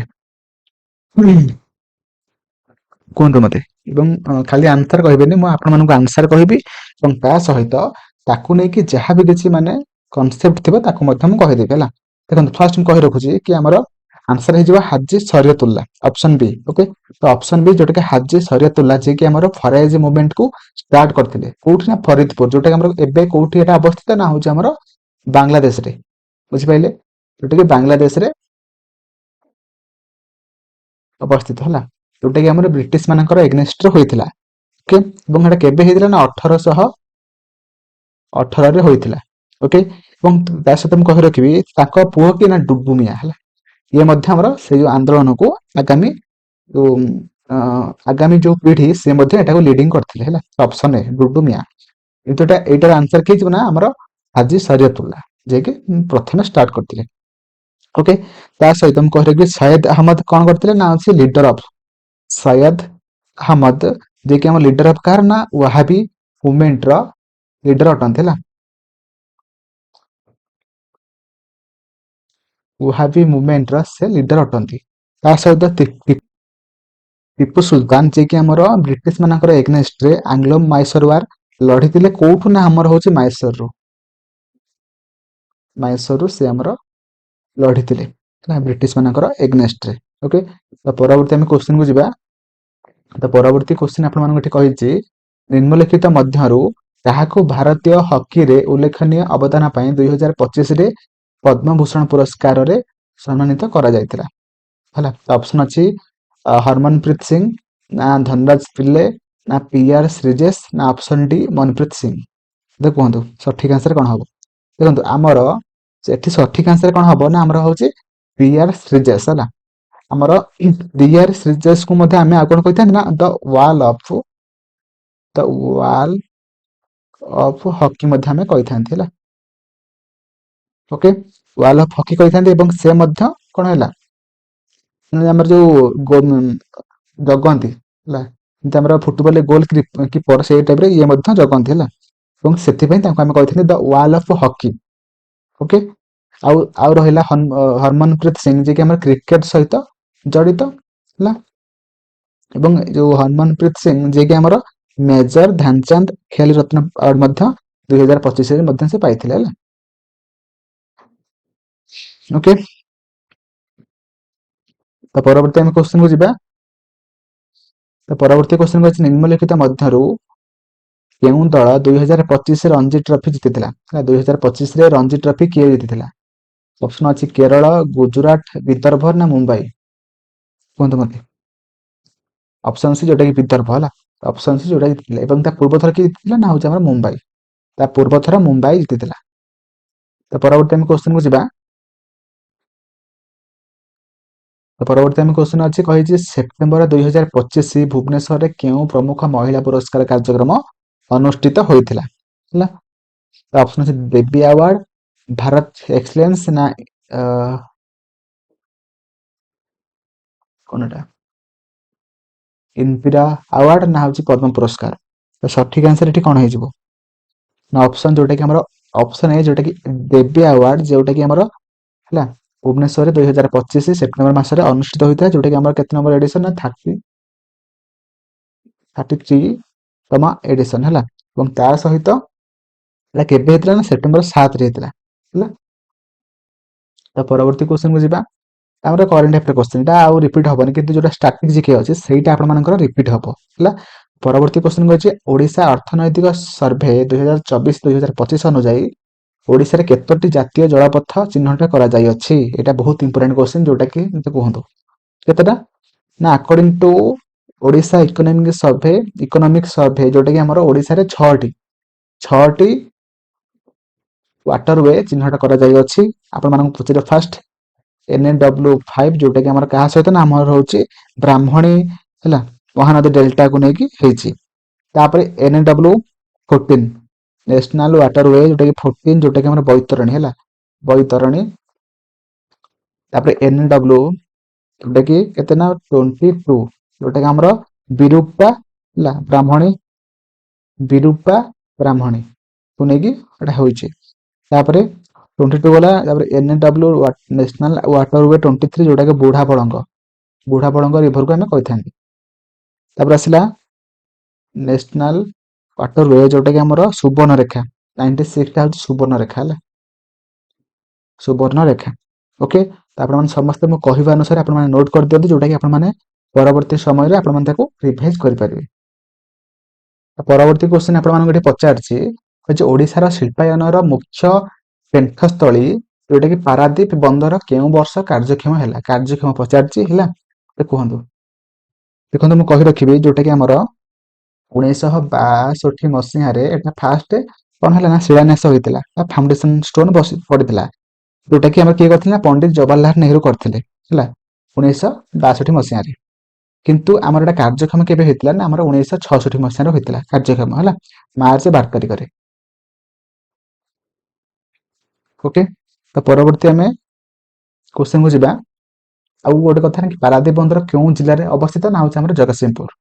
ଓକେ, ତ ପରବର୍ତ୍ତୀ ଆମେ କ୍ୱେଶ୍ଚିନ୍ କୁ ଯିବା। ପରବର୍ତ୍ତୀ କ୍ୱେଶ୍ଚିନ୍ କହିଛି, ଅତ୍ୟଧିକ ଲଘୁ ଦ୍ରବଣରେ ପ୍ରାଣୀ କୋଷ ଗୁଡିକ ଫାଟିଯାଆନ୍ତି କାରଣ ସେଗୁଡିକ ଡ୍ୟାସ୍ ହୋଇଥାଏ। ଦେଖନ୍ତୁ ଆମର ଉଦ୍ଭିଦ କୋଷରେ କଣ ଅଛି ନା ସେଲ୍ ୱାଲ୍ ଅଛି ବା କୋଷ ଭିତ୍ତି ଅଛି, କିନ୍ତୁ ପ୍ଲାଣ୍ଟ ସେଲ୍ ଯୋଉଟା କି ପ୍ରାଣୀ କୋଷ ମାନଙ୍କରେ ଆମର କୋଷ ଭିତ୍ତି ନଥାଏ, ସେଲ୍ ୱାଲ୍ ନଥାଏ। ସେଥିପାଇଁ ଏଟା କଣ ହୁଏ ନା ଆମର ଫାଟି ଯାଇଥାଏ। ଓକେ, ଏବଂ ତା ସହିତ ଆମର ପ୍ରାଣୀ କୋଷରେ ଯୋଉ ଆମର ୱାଟର ସପ୍ଲାଏ ମାନେ ଧର ବାହାର ଭିତରକୁ ଯୋଉ ୱାଟର ସପ୍ଲାଇଟା କୋଉ ପ୍ରୋସେସରେ ହୋଇଥାଏ ନା ଅସ୍ମୋସିସ୍ ହେଲା। ତା ପରବର୍ତ୍ତୀ ଆମେ କ୍ୱେଶ୍ଚନକୁ ଯିବା। କହିଛି ଯେତେବେଳେ ଧଳା ଆଲୋକ ପ୍ରିଜିମରେ ପ୍ରବେଶ କରେ ସେତେବେଳେ ଡ୍ୟାସ୍ ପ୍ରତିସରଣ ହୁଏ। କେବଳ ଥରେ ନା ଦୁଇଥର ନା ତିନିଥର ନା ଅନେକ ଥର? ଦେଖନ୍ତୁ ଫାଷ୍ଟ ଏୟାରରୁ ପ୍ରିଜିମକୁ ଥରେ ଯିବ, ଗୋଟେ ପ୍ରତିସରଣ ହେଲା। ଆଉ ଗୋଟେ ପ୍ରିଜିମରୁ ଥରେ ପୁଣି ଏୟାରକୁ ଯିବ, ଦୁଇଥର ହେଲା। ସେଥିପାଇଁ ଏଠି ସଠିକ ଆନ୍ସର ହେଇଯିବ ଅପସନ ବି, ଯୋଉଟା ଦୁଇଥର ହେଲା। ଯେତେବେଳେ ଧଳା ଆଲୋକ ପ୍ରିଜିମରେ ପ୍ରବେଶ କରେ ସେତେବେଳେ ଦୁଇଥର ପ୍ରତିସରଣ ହୋଇଥାଏ ହେଲା। ତ ପରବର୍ତ୍ତୀ କ୍ୱେଶ୍ଚନ କହିଛି ନିମ୍ନଲିଖିତ କେଉଁ ପଦାର୍ଥକୁ ଗରମ କରି ପ୍ଲାଷ୍ଟର ଅଫ ପ୍ୟାରିସ ପ୍ରସ୍ତୁତ କରାଯାଏ ହେଲା। ତ ଏଇ ଚାରିଟାଙ୍କ ଅପସନ ମଧ୍ୟରୁ କାହାକୁ ଆମେ ମାନେ ଗରମ କରିକି ପ୍ଲାଷ୍ଟର ଅଫ ପ୍ୟାରିସକୁ ପ୍ରସ୍ତୁତ କରିଥାନ୍ତି? କୁହନ୍ତୁ ମତେ। ଦେଖନ୍ତୁ ଆମର ଚୂନ ପଥରର ଆମର ଫାଷ୍ଟ ତାର ରାସାୟନିକ ନାମ କଣ ନା CaCO3, calcium carbonate, baking soda ରହୁଛି NaHCO3, ସୋଡିୟମ ହାଇଡ୍ରୋକାର୍ବୋନେଟ ହେଲା, ସରି ସୋଡିୟମ ବାଇକାର୍ବୋନେଟ ହେଲା। ତ ପରବର୍ତ୍ତୀ ଜିପ୍ସମ ଟା କଣ ନା ହଉଛି ଆମର CaSO4 ହାଫ H2O ବୁଝିଲା। ଧୋଇବା ସୋଡା କୋଉଟା? ଧୋଇବା ସୋଡା ଆମେ କଣ କହୁଛନ୍ତି ନା ହଉଛି Na2CO3, Na2CO3 NH2O। ରାସାୟନିକ ନାମ ଗୁଡିକ ସବୁ ଟିକେ ଲେଖି ରଖିବେ। ଏବଂ ଏହାର ସଠିକ ଆନ୍ସର କଣ ହବ ନା ହଉଛି ଅପସନ ସି, ଯୋଉଟା ଜିପ୍ସମ। ମାନେ ଆମେ ଜିପ୍ସମକୁ ଗରମ କରିକି ଆମେ ମାନେ ପ୍ଲାଷ୍ଟର ଅଫ ପ୍ୟାରିସକୁ ତିଆରି କରିଥାନ୍ତି ହେଲା। ଅପସନ ସି ହେଇଯିବ ଏଠି ଆପଣମାନଙ୍କର ସଠିକ ଆନ୍ସର। ତା ପରବର୍ତ୍ତୀ ଆମେ କ୍ୱେଶ୍ଚନକୁ ଯିବା। କହିଛି ନିମ୍ନଲିଖିତ କେଉଁ ଜଳପ୍ରପାତ କର୍ଣ୍ଣାଟକର ଚାମରାଜନଗର ଜିଲ୍ଲାରେ କାବେରୀ ନଦୀ ଉପରେ ଅବସ୍ଥିତ ହେଲା। ତ ଫାଷ୍ଟ ଅପସନ ଅଛି ମିନମୁଟି ଜଳପ୍ରପାତ, ନା ବଜରାଜ ଜଳପ୍ରପାତ, ନା ବରେହି ପାଣି ଜଳପ୍ରପାତ, ନା ଆମର ଶିବ ସମୁଦ୍ରମ ଜଳପ୍ରପାତ? ତ ସଠିକ ଆନ୍ସର ଏଠି କଣ ହବ? ଦେଖନ୍ତୁ ଆମର ବରେହି ପାଣି ଜଳପ୍ରପାତ କୋଉଠି ଅଛି ଆପଣମାନେ ମତେ କମେଣ୍ଟରେ ଜଣେଇବେ ହେଲା। ତ ଏଠି ସଠିକ ଆନ୍ସର କଣ ହବ ନା ଶିବ ସମୁଦ୍ରମ ଜଳପ୍ରପାତ ହେଲା, ଯୋଉଟା କି ଆମର କାବେରୀ ନଦୀ ଉପରେ ଅଛି। ଓକେ, ଏବଂ ତା ସହିତ ଏଟା କୋଉଠି ହେଲା, ଏବଂ ଏଇ ଶିବ ସମୁଦ୍ରମ ଜଳପ୍ରପାତଟି ଆମର କର୍ଣ୍ଣାଟକ ଜିଲ୍ଲାର ମଧ୍ୟ ଜିଲ୍ଲାରେ ଅବସ୍ଥିତ ହେଲା। ପରବର୍ତ୍ତୀ ଆମେ କ୍ୱେଶ୍ଚନକୁ ଯିବା। ପରବର୍ତ୍ତୀ କ୍ୱେଶ୍ଚନ କହିଛି କଣ? କହିଛି ଓଡିଶାର ଜୈବ ପ୍ରଯୁକ୍ତି ବିଦ୍ୟା ବିକାଶ ଯୋଜନା, ଯୋଉଟା କି ଆମର ଡେଭଲପମେଣ୍ଟ ଅଫ ବାୟୋଟେକ୍ନୋଲୋଜି ସ୍କିମରେ କେତୋଟି ଉପଯୋଜନା ଅନ୍ତର୍ଭୁକ୍ତ ଅଛି? ତ ଅପସନ ଅଛି 10, 17, 20, 25। କୁହନ୍ତୁ ମତେ। ଦେଖନ୍ତୁ ଏଇଟା ଆମର ସଠିକ ଆନ୍ସର ହେଇଯିବ 17 ହେଲା, 17ଟି। ଏବଂ ଏଟା 2030 ପର୍ଯ୍ୟନ୍ତ ତାର ବଜେଟ କେତେ ନା ହଉଛି 1113 କୋଟି ହେଲା। କିପରି ଭାବରେ ଆମର ବାୟୋଟେକ୍ନୋଲୋଜି ଭଲ ଭାବରେ ଡେଭଲପମେଣ୍ଟ ହୋଇପାରିବ, ସେଥିପାଇଁ ଆମର 2030 ପର୍ଯ୍ୟନ୍ତ ମାନେ ଓଡିଶା ସରକାର 1113 କୋଟି ସାଂସନ କରିଛନ୍ତି ବଜେଟରେ ହେଲା। ତ ପରବର୍ତ୍ତୀ ଆମେ କ୍ୱେଶ୍ଚନକୁ ଯିବା। କହିଛି ଏକାଧିକ ପ୍ରମୁଖ ପର୍ବତ ଶ୍ରେଣୀର ମିଳନସ୍ଥଳ ହୋଇଥିବାରୁ ପାମିର ପର୍ବତାଞ୍ଚଳକୁ ସାଧାରଣତଃ କେଉଁ ଆଖ୍ୟା ବା ବର୍ଣ୍ଣନା ପ୍ରଦାନ କରାଯାଏ ହେଲା। ମାନେ ପାମିର ମାଳଭୂମିକୁ ଆମେ ଆଉ କଣ କହିଥାନ୍ତି? ତ ଅପସନ ଅଛି ପୃଥିବୀର ଛାତ, ନା ମହାନ ବିଭାଜକ ରେଖା, ନା ଏସିଆ ମେରୁଦଣ୍ଡ, ନା ହିନ୍ଦୁକୁଶ ହବ୍? ଯୋଉଟା କି ସଠିକ ଆନ୍ସର ହେଇଯିବ ଆମର ଅପସନ ଏ, ଯୋଉଟା କି ପୃଥିବୀର ଛାତ। ଓକେ, ବୁଝିପାରିଲେ? ଓକେ, ଯୋଉଟା କି ଆମର କେତେ ଫିଟ୍? 4000 ଫିଟ୍ ଉପରେ ଅଛି ହେଲା। ତ ପରବର୍ତ୍ତୀ କ୍ୱେଶ୍ଚନକୁ ଯିବା। ହଉଛି ନିମ୍ନଲିଖିତ ପ୍ରାକୃତିକ ବିପର୍ଯ୍ୟୟ ଗୁଡିକ ମଧ୍ୟରୁ କେଉଁଟି ଘଟିବା ପୂର୍ବରୁ ସବୁଠାରୁ କମ ସମୟ ପାଇଁ ଚେତାବନୀ ପ୍ରଦାନ କରାଯାଏ? ମାନେ କୋଉ ଘଟଣା ଘଟିବା ପୂର୍ବରୁ ଆମେ କହିବାକୁ ଗଲେ ତାହେଲେ ଆମକୁ ମାନେ କିଛି ବି ମାନେ ପୂର୍ବ ପ୍ରସ୍ତୁତି ଆମେ କରିନଥାନ୍ତି, କେହି ବି କହିପାରିବେନି କି ଏବେ ଭୂମିକମ୍ପ ହବ ବୋଲି। ସେଟାର ସଠିକ ଆନ୍ସର ହେଉଛି ଅପସନ ଡି, ଯୋଉଟା ଭୂମିକମ୍ପ ହେଲା। ପରବର୍ତ୍ତୀ ଆମେ କ୍ୱେଶ୍ଚନକୁ ଯିବା। କହିଛି second world summit for social development 2025, ଯାହା ଦୋହା ପଲିଟିକାଲ ଡିକ୍ଲାରେସନକୁ ଗ୍ରହଣ କରିଥିଲା, କେଉଁ ସହରରେ ଅନୁଷ୍ଠିତ ହୋଇଥିଲା? ଯୋଉଟା କି ଆମର ସଠିକ ଆନ୍ସର ହେଇଯିବ କାତାରର ଦୋହାରେ ହେଲା, ଅପସନ ଏ। ଓକେ, এটা କରେଣ୍ଟ ଆଫେୟାର କ୍ୱେଶ୍ଚନ, এটা ରିପିଟ୍ ହବ ନାହିଁ ହେଲା। ପରବର୍ତ୍ତୀ ଆମେ କ୍ୱେଶ୍ଚନକୁ ଯିବା। କହିଛି ନିମ୍ନଲିଖିତ ମଧ୍ୟରୁ 7 ନଭେମ୍ବର 2025ରେ ଅନୁଷ୍ଠିତ ଭାରତୀୟ ହକିର 100ତମ ବର୍ଷର ଉତ୍ସବ 1925 ରୁ ମାନେ 1925 ରୁ 2025 କେଉଁ ସ୍ଥାନରେ ଆୟୋଜନ କରାଯାଇଥିଲା ହେଲା, ଯୋଉଟା କି ଆମର ଦେଖନ୍ତୁ ଭାରତୀୟ ସ୍ତରରେ ମାନେ ଦିଲ୍ଲୀରେ ହବ, ଓଡ଼ିଶାରେ ହବ ନାହିଁ। ତ ମେଜର ଧ୍ୟାନଚାନ୍ଦ ଜାତୀୟ ଷ୍ଟାଡିୟମ ନୂଆଦିଲ୍ଲୀ। ତ ଅପସନ ସି ହେଇଯିବ ଆପଣମାନଙ୍କର ସଠିକ ଆନ୍ସର।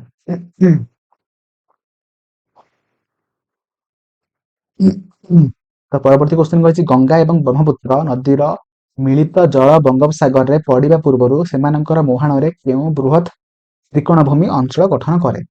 କୁହନ୍ତୁ ମତେ। ଯୋଉଟା କି ଆମର ଅପସନ ଅଛି ସୁନ୍ଦରବନ ତ୍ରିକୋଣଭୂମି, ନା ସିନ୍ଧୁ ତ୍ରିକୋଣଭୂମି, ନା ଆମର ଗୋଦାବରୀ, ନା ନର୍ମଦା।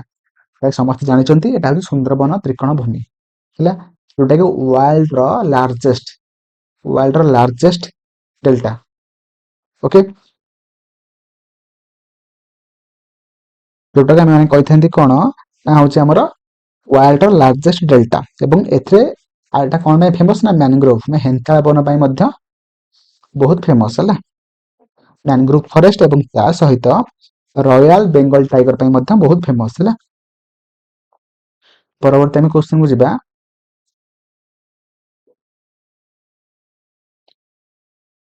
ଏଟା ଆମର କୋଉଠି ଅବସ୍ଥିତ ନା ଆମର ହଉଛି କୋଉଠି ନା ଇଣ୍ଡିଆର ୱେଷ୍ଟ ବେଙ୍ଗଲ ହେଲା, ୱେଷ୍ଟ ବେଙ୍ଗଲ କିଛି ଅଛି ଆଉ ବାଂଲାଦେଶରେ ମଧ୍ୟ କିଛି ଅଛି ହେଲା।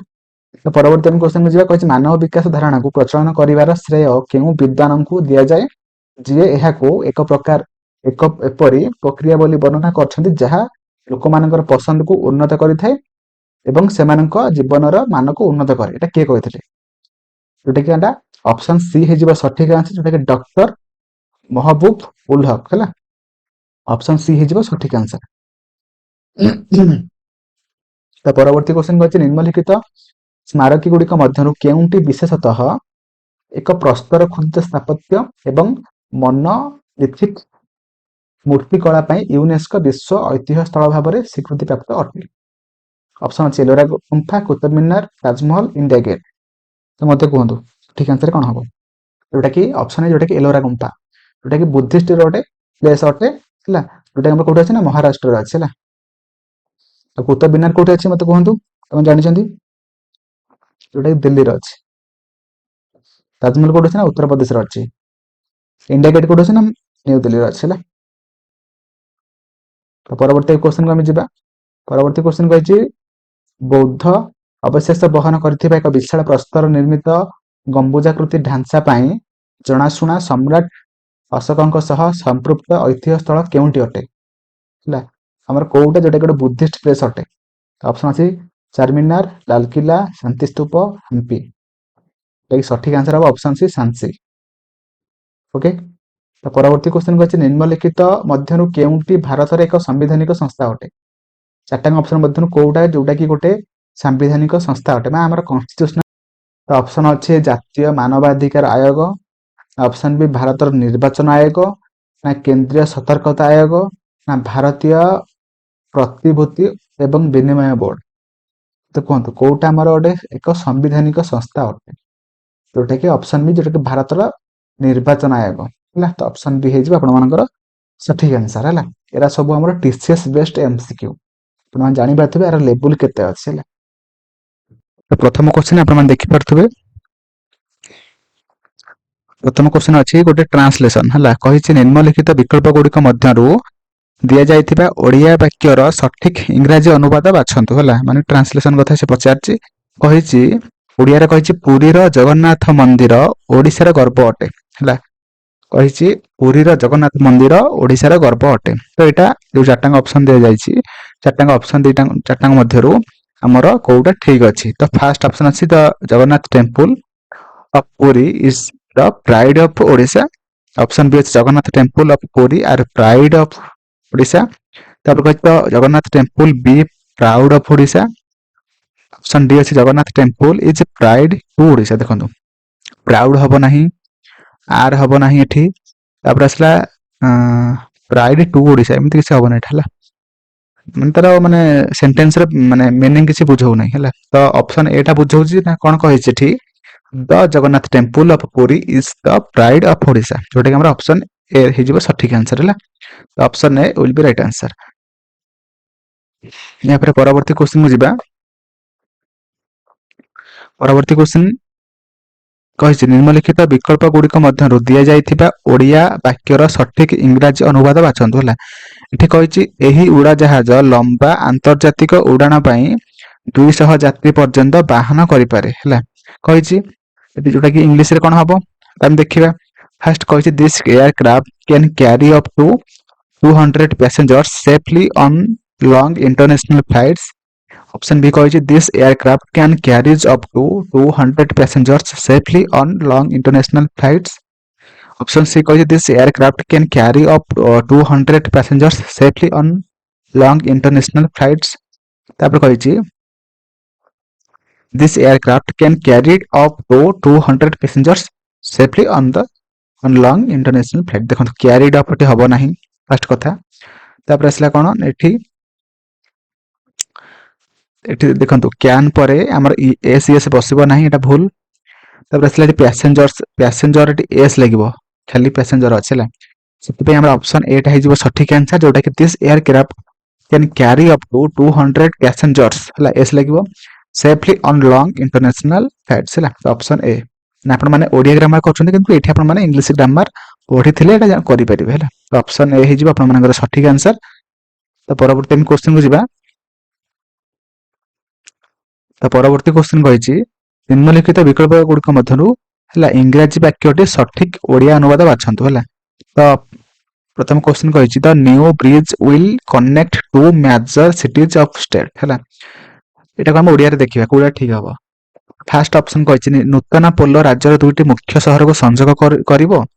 ଅପସନ ବି କହିଛି ନୂତନ ସେତୁ ରାଜ୍ୟ ଦୁଇ ପ୍ରମୁଖ ସହରକୁ ଯୋଡ଼ିବ। ତାପରେ କହିଛି ଅପସନ ସି ନୂତନ ସେତୁଟି ରାଜ୍ୟ ଦୁଇ ସହରକୁ ଯୋଡ଼ିଲା। ଲା ହବନି। ହେଲା, ଏଠି ୱିଲ୍ ଲାଗିଥିଲା, ଲା ହବନି। ନୂତନ ସେତୁଟି ରାଜ୍ୟର ଦୁଇ ପ୍ରମୁଖ ସହର ଯୋଡ଼ିବ ନାହିଁ, ଏଟା ହବ ନାହିଁ। ନୂତନ ସେତୁ ରାଜ୍ୟ ଦୁଇ ପ୍ରମୁଖ ସହରକୁ ଯୋଡ଼ିବ ନା, ଏଟା ହବ ନାହିଁ। କଣ ହବ ନା ସବୁଠାରୁ ବେଷ୍ଟ ଅପସନ କୋଉଟା ଅଛି ନା ଅଛି ନୂତନ ପୋଲ ରାଜ୍ୟର ଦୁଇଟି ମୁଖ୍ୟ ସହରକୁ ସଂଯୋଗ କରିବ। ହେଲା, କନେକ୍ଟ ଯୋଉଟା ଅଛି ଅପସନ ଏ। ଅପସନ ଏ ହେଇଯିବ ସଠିକ ଆନ୍ସର। ତ ପରବର୍ତ୍ତୀ ଆମେ କ୍ୱେଶ୍ଚିନ କୁ ଯିବା। ଏଟା ହଉଛି ଗୋଟେ ପ୍ୟାସେଜ କ୍ୱେଶ୍ଚିନ। ଆପଣମାନେ ପ୍ୟାସେଜକୁ ଠିକ ଭାବରେ ପଢିବେ, ଦେନ୍ ଆପଣମାନେ କ୍ୱେଶ୍ଚିନ କରିବେ, ଯୋଉଥିରେ କି ଆପଣମାନଙ୍କର ପ୍ୟାସେଜ କ୍ୱେଶ୍ଚିନ ପୁରାପୁରି ଫୁଲ ମାର୍କ ରହିପାରିବ। ହେଲା, ଫାର୍ଷ୍ଟ ଏଠି ଆପଣମାନଙ୍କୁ କ୍ୱେଶ୍ଚିନ କଣ ଦେଇଛି ମୋହନଲାଲ ସ୍ୱାମୀନାଥନ କେବେ ଜନ୍ମଗ୍ରହଣ କରିଥିଲେ। ଆପଣମାନେ ପ୍ୟାସେଜରୁ ଖୋଜିବାକୁ ପଡିବ ଆପଣମାନଙ୍କ ଲାଗି। ଏଠି ଦେଖନ୍ତୁ ମୋହନଲାଲ କଣ କରିଥିଲେ ନା ଏଠି 1960 ମସିହାରେ ସେ ଜନ୍ମଗ୍ରହଣ କରିଥିଲେ। ହେଲା, ଏଠି ସଠିକ ଆନ୍ସର କଣ ହବ ଅପସନ ବି, ଯୋଉଟା କି 1960 ମସିହାରେ ସେ ଜନ୍ମଗ୍ରହଣ କରିଥିଲେ। ତ ପରବର୍ତ୍ତୀ କ୍ୱେଶ୍ଚିନ କହିଛି ମୋହନଲାଲ କେଉଁ ଚଳଚ୍ଚିତ୍ରରେ ପ୍ରଥମେ ସଫଳତା ପାଇଥିଲେ। ହେଲା, ଏଠି ଆପଣମାନେ ଖୋଜିବେ କୋଉଟା ହବ ନା ଏଠି କଣ ମିଞ୍ଜିଲ ଭିରିଞ୍ଜା ଉକଲ। ହେଲା, ଏଇଥିରେ ସେ ଫାର୍ଷ୍ଟ କଣ ହେଇଥିଲା ନା ସେ ଫାର୍ଷ୍ଟ ସଫଳତା ପାଇଥିଲା, ଅପସନ ସି। ହେଲା, ଅପସନ ସି ହେଇଯିବ ସଠିକ ଆନ୍ସର। ତ ପରବର୍ତ୍ତୀ କ୍ୱେଶ୍ଚିନ ଯୋଉଟା କହିଛି ମୋହନଲାଲ କେତୋଟି ଜାତୀୟ ଚଳଚ୍ଚିତ୍ର ପୁରସ୍କାର ପାଇଛନ୍ତି। ଆପଣମାନେ ଏଠି ପଢିବେ କୋଉଠି ଅଛି। ହେଲା, ଏଠି ଯେମିତିରେ ବି ଥିବ କୋଉଠି ନା କେତେଟା ସେ ପାଇଛନ୍ତି ନା 5ଟା। ଲାଗି ତ ସଠିକ ଆନ୍ସର ଏଠି କଣ ହବ ନା ଅପସନ ସି, ଯୋଉଟା କି 5ଟି। ମୋହନଲାଲ କେତୋଟି ଜାତୀୟ ଚଳଚ୍ଚିତ୍ର ପୁରସ୍କାର ପାଇଥିଲେ ନା 5ଟି। ହେଲା, ତ ପରବର୍ତ୍ତୀ ଆମେ କ୍ୱେଶ୍ଚିନକୁ ଯିବା। କହିଛି ମୋହନଲାଲ 2019ରେ ଭାରତ ସରକାରଙ୍କ ଠାରୁ କେଉଁ ସମ୍ମାନ ପାଇଥିଲେ। ହେଲା, ଅପସନ ଅଛି ପଦ୍ମଶ୍ରୀ, ପଦ୍ମଭୂଷଣ, ପଦ୍ମ ବିଭୂଷଣ, ଦାଦା ସାହେବ ଫାଲକେ ପୁରସ୍କାର। ତ ସଠିକ ଆନ୍ସର ଏଠି କଣ ହବ ନା ଆମର ଅପସନ ବି, ଯୋଉଟା କି ପଦ୍ମଭୂଷଣ ପୁରସ୍କାର ସେ ପାଇଥିଲେ। ଓକେ,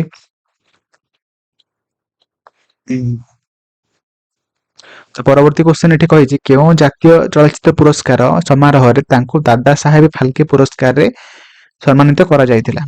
ତ ଏଠି ଅପସନ ଅଛି 71ତମ, 70ତମ, 76ତମ ନା 69ତମ। ସବୁ ପ୍ୟାସେଜରେ ଅଛି।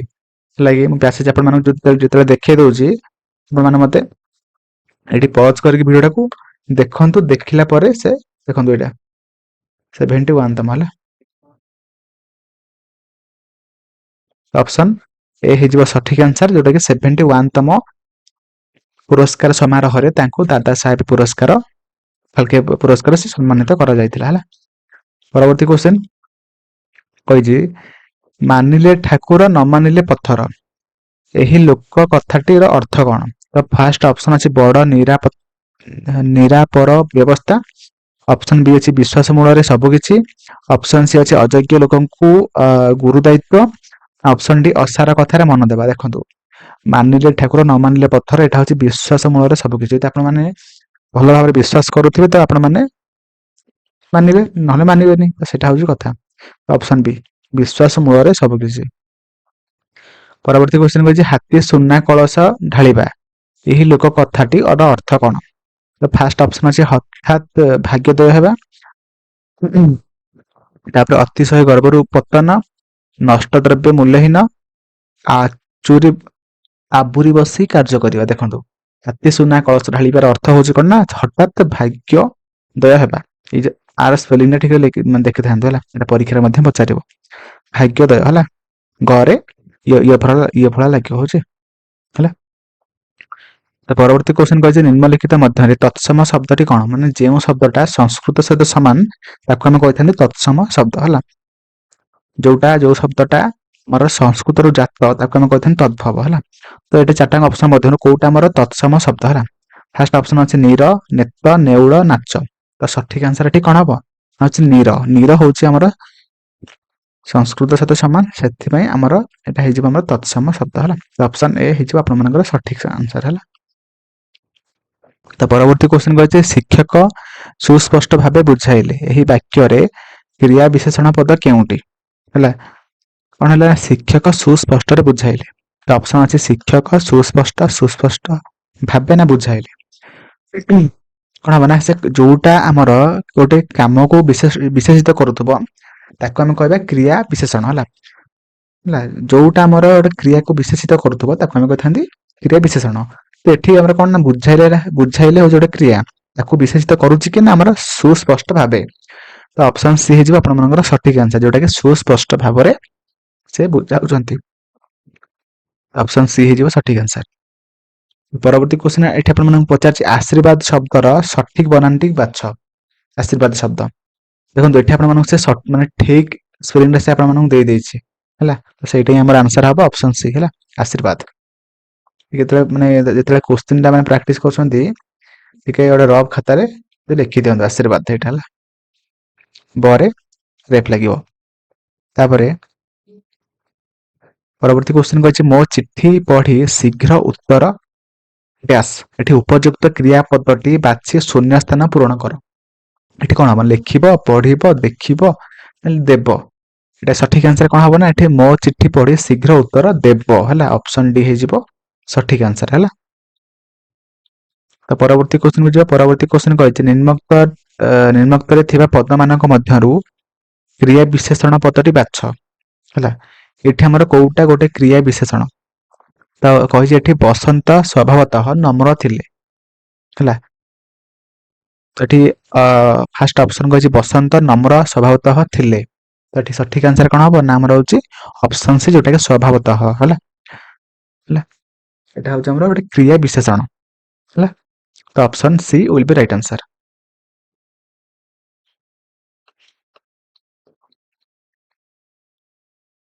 ଦେଖନ୍ତୁ ଫାର୍ଷ୍ଟ କ୍ୱେଶ୍ଚନଟି ଆପଣମାନଙ୍କୁ କହିଥିଲା କଣ ନା A B C D E F G କେନ୍ଦ୍ରକୁ ମୁହଁ କରି ଏକ ଗୋଲାକାର ଟେବୁଲ ଚାରି ପାଖରେ ବସିଛନ୍ତି।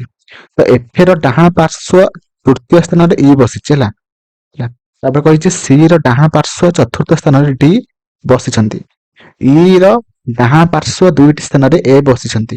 ଡି ର ନିକଟତମ ପଡୋଶୀ ବି ଅଟନ୍ତି ଓ ଡି ର ଡାହାଣ ପାର୍ଶ୍ୱରୁ ଗଣିଲେ ଡି ଏବଂ ଏ ମଧ୍ୟରେ କେତେ ଜଣ ଲୋକ ବସିବେ। ଦେଖନ୍ତୁ ଫାର୍ଷ୍ଟ ଆମେ ମାନେ ଗୋଟେ ରାଉଣ୍ଡ ଟେବୁଲ କରିଦବା ହେଲା।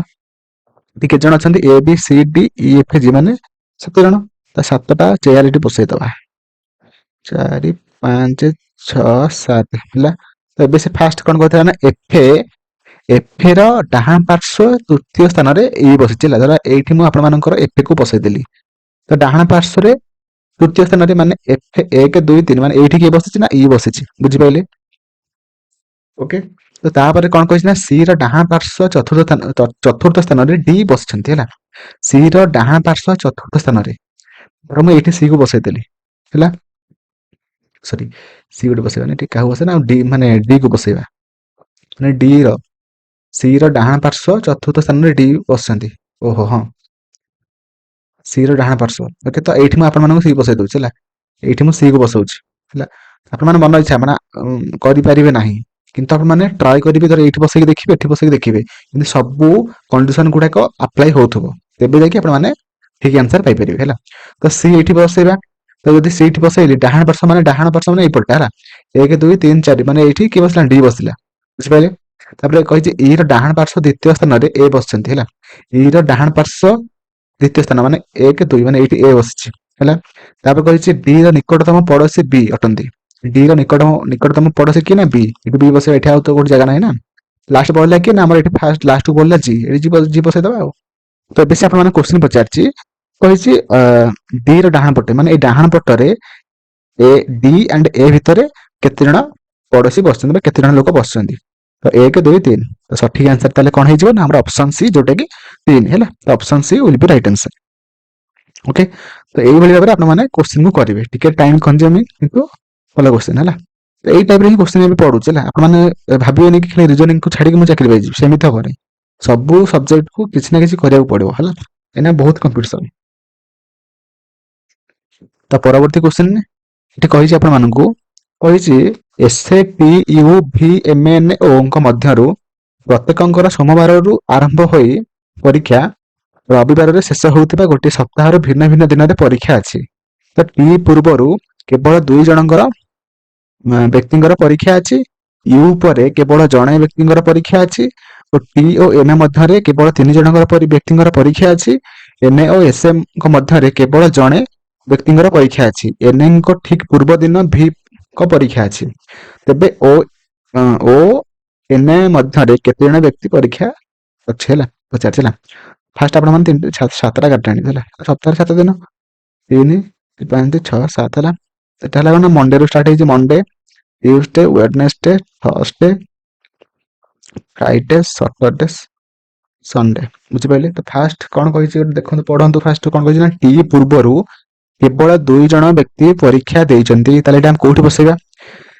ଟି ପୂର୍ବରୁ ମାନେ ଟି କୁ ଏଇଠି ବସେଇବା ହେଲା ବସେଇଦେଲେ ଟି ପୂର୍ବରୁ 2 ଜଣ ପରୀକ୍ଷା ଦେଇଛନ୍ତି ଆଉ ଅଧିକ ଦେଇ ନାହାନ୍ତି ହେଲା ବସେଇଦେଲେ ଏଇଠି ମାନେ କନଫର୍ମ ଏଇଠି ଟି ବସିବ ତାପରେ କହିଛି ୟୁ ପରେ କେବଳ ଜଣେ ବ୍ୟକ୍ତିଙ୍କର ପରୀକ୍ଷା ଅଛି ୟୁ ପରେ କେବଳ ଜଣଙ୍କର ବ୍ୟକ୍ତି ଅଛି ମାନେ ଏଇଠି ୟୁ ବସିଲା ବୁଝିପାରିଲେ ତାପରେ କହିଛି ଟି ଓ ଏମ୍ ଙ୍କ ମଧ୍ୟରେ କେବଳ 3 ଜଣ ବ୍ୟକ୍ତିଙ୍କର ପରୀକ୍ଷା ଅଛି ଟି ଆଣ୍ଡ ଏମ୍ ଙ୍କ ମଧ୍ୟରେ କେବଳ 3 ଜଣଙ୍କର ଏଇଠି ମାନେ ଏମ୍ କୁ ବସେଇଦବା ମାନେ ଏଇଠି ମାନେ 3ଟା ଜାଗା ରହିଲା ଟି ଆଉ ଏମ୍ ଭିତରେ 3 ଜଣଙ୍କର ବ୍ୟକ୍ତିଙ୍କର ପରୀକ୍ଷା ଅଛି ତାପରେ କହିଛି ଏନ୍ ଓ ଏସ୍ ଙ୍କ ମଧ୍ୟରେ କେବଳ ଜଣେ ବ୍ୟକ୍ତିଙ୍କର ପରୀକ୍ଷା ଅଛି N O S N and S ତାହେଲେ ଏନ୍ କୁ ଏଇଠି ବସେଇଦବା ନା ଏସ୍ କୁ ବସେଇଦବା ଏଇଠି ଆଉ କୋଉଠି ବସେଇଲେ ହବ ନାହିଁ ହେଲା ହେଲା ତାହେଲେ ତାପରେ କହିଛି ଏନ୍ ଙ୍କ ଠିକ ପୂର୍ବ ଦିନ ଭି ଙ୍କ ପରୀକ୍ଷା ଅଛି ଏନ୍ ର ଠିକ ପୂର୍ବ ଦିନ କାରଣ ଭି ର ପରୀକ୍ଷା ଅଛି ହେଲା ଏଠି ଭି ବସିବ ତାହେଲେ ଏଇଠି କିଏ ବସିବ କିଏ ବଳିଲା କି ଆଉ ଯାହାର ଶୁକ୍ରବାର ଦିନ ପରୀକ୍ଷା ଅଛି ତାର ନା ଓ ଲାଷ୍ଟ ବଳିଲା ଆଉ ବେଶୀ ଆପଣମାନଙ୍କୁ କୋଶ୍ଚିନ୍ ପଚାରିଛି କି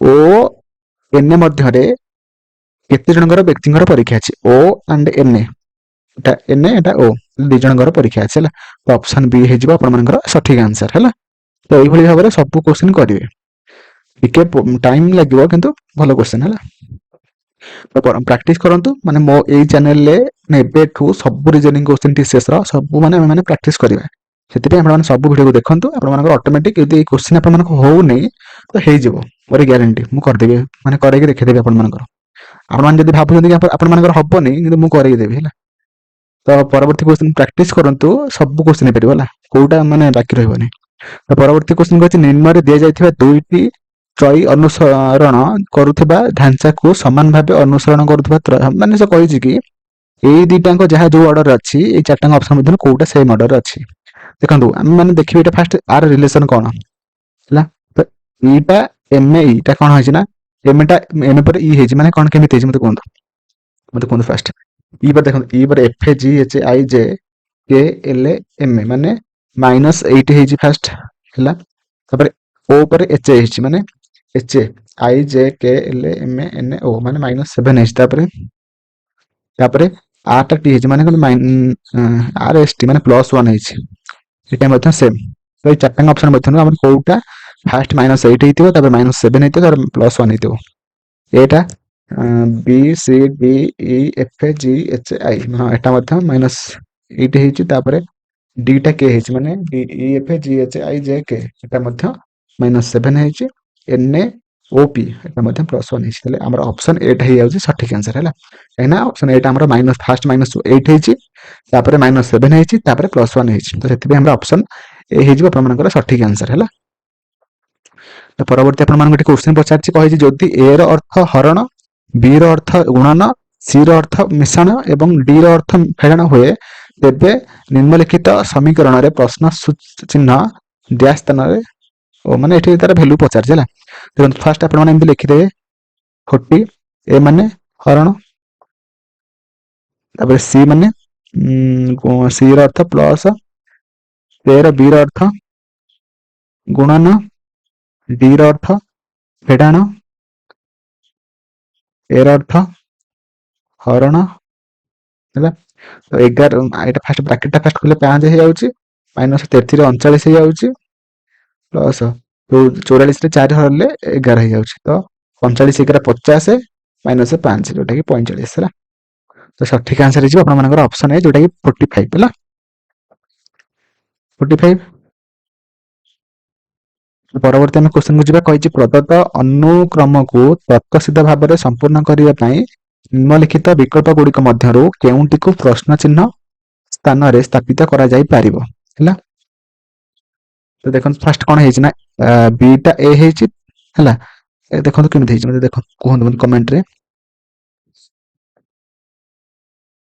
ବିଟା ଏ ହେଇଛି ମାନେ -1 ହେଇଛି, ତାପରେ ଇଟା ଡି ହେଇଛି ମାନେ ଡି -1 ମାନେ -1 ହେଇଛି ହେଲା। ଦେଖନ୍ତୁ ଏଠି ମଧ୍ୟ ସେଇଭଳିଆ ଜେଡ୍ ଟା ଜେଡ୍ ହେଇପାରିବ ନାହିଁ, ଏଟା ହେଇପାରିବ ନାହିଁ, ଏଟା ହେଇପାରିବ ନାହିଁ, କାହିଁକିନା ଏଟା ଯଦି ଦିଟା -1 ହଉଛି ହେଲା। ତ ଆମର ଏଠି କଣ ହବ, ଏନ୍ ଟା ଏମ୍ ଏ ମାନେ ଗୋଟେ -1 ହେଲା, ତାପରେ କ୍ୟୁ ଟା ମଧ୍ୟ -1 ହେଲା। ତ ଅପସନ୍ ଏ ହେଇଯିବ ଆପଣମାନଙ୍କର ସଠିକ ଆନ୍ସର ହେଲା। ଆଉ ଗୋଟେ କେମିତି ଜାଣିବା, ଏଟା କେମିତି ହବ ନା ଦେଖନ୍ତୁ, ବିଟା ଏଚ୍ ହେଲା କେମିତି ନା +6 ହେଇକି, ତାପରେ ଏଚ୍ ଟା ଏନ୍ ହବ +6, ଏଚ୍ ପରେ I J K L M N A ହେଲା। ତ +6 ହେଲା ଏନ୍ ଏ ହବ ହେଲା। ତାପରେ ଆଇକି ଆମେ ମାନେ ଅପସନ୍ ଏଟା କରିବା ହେଲା। ଅପସନ୍ ଏଟା ଆପଣମାନେ +6 ଦେଖିବେ ହେଲା। ବିଟା ଫାଷ୍ଟ +6 ହେଇକି ଏଚ୍ ହେଲା, ଏଚ୍ ଟା ପୁଣି +6 ହେଇକି କଣ ହବ ନା ଏନ୍ ହବ ହେଲା। ତ ଅପସନ୍ ଏ ହେଇଯିବ ଆପଣମାନଙ୍କର ସଠିକ ଆନ୍ସର।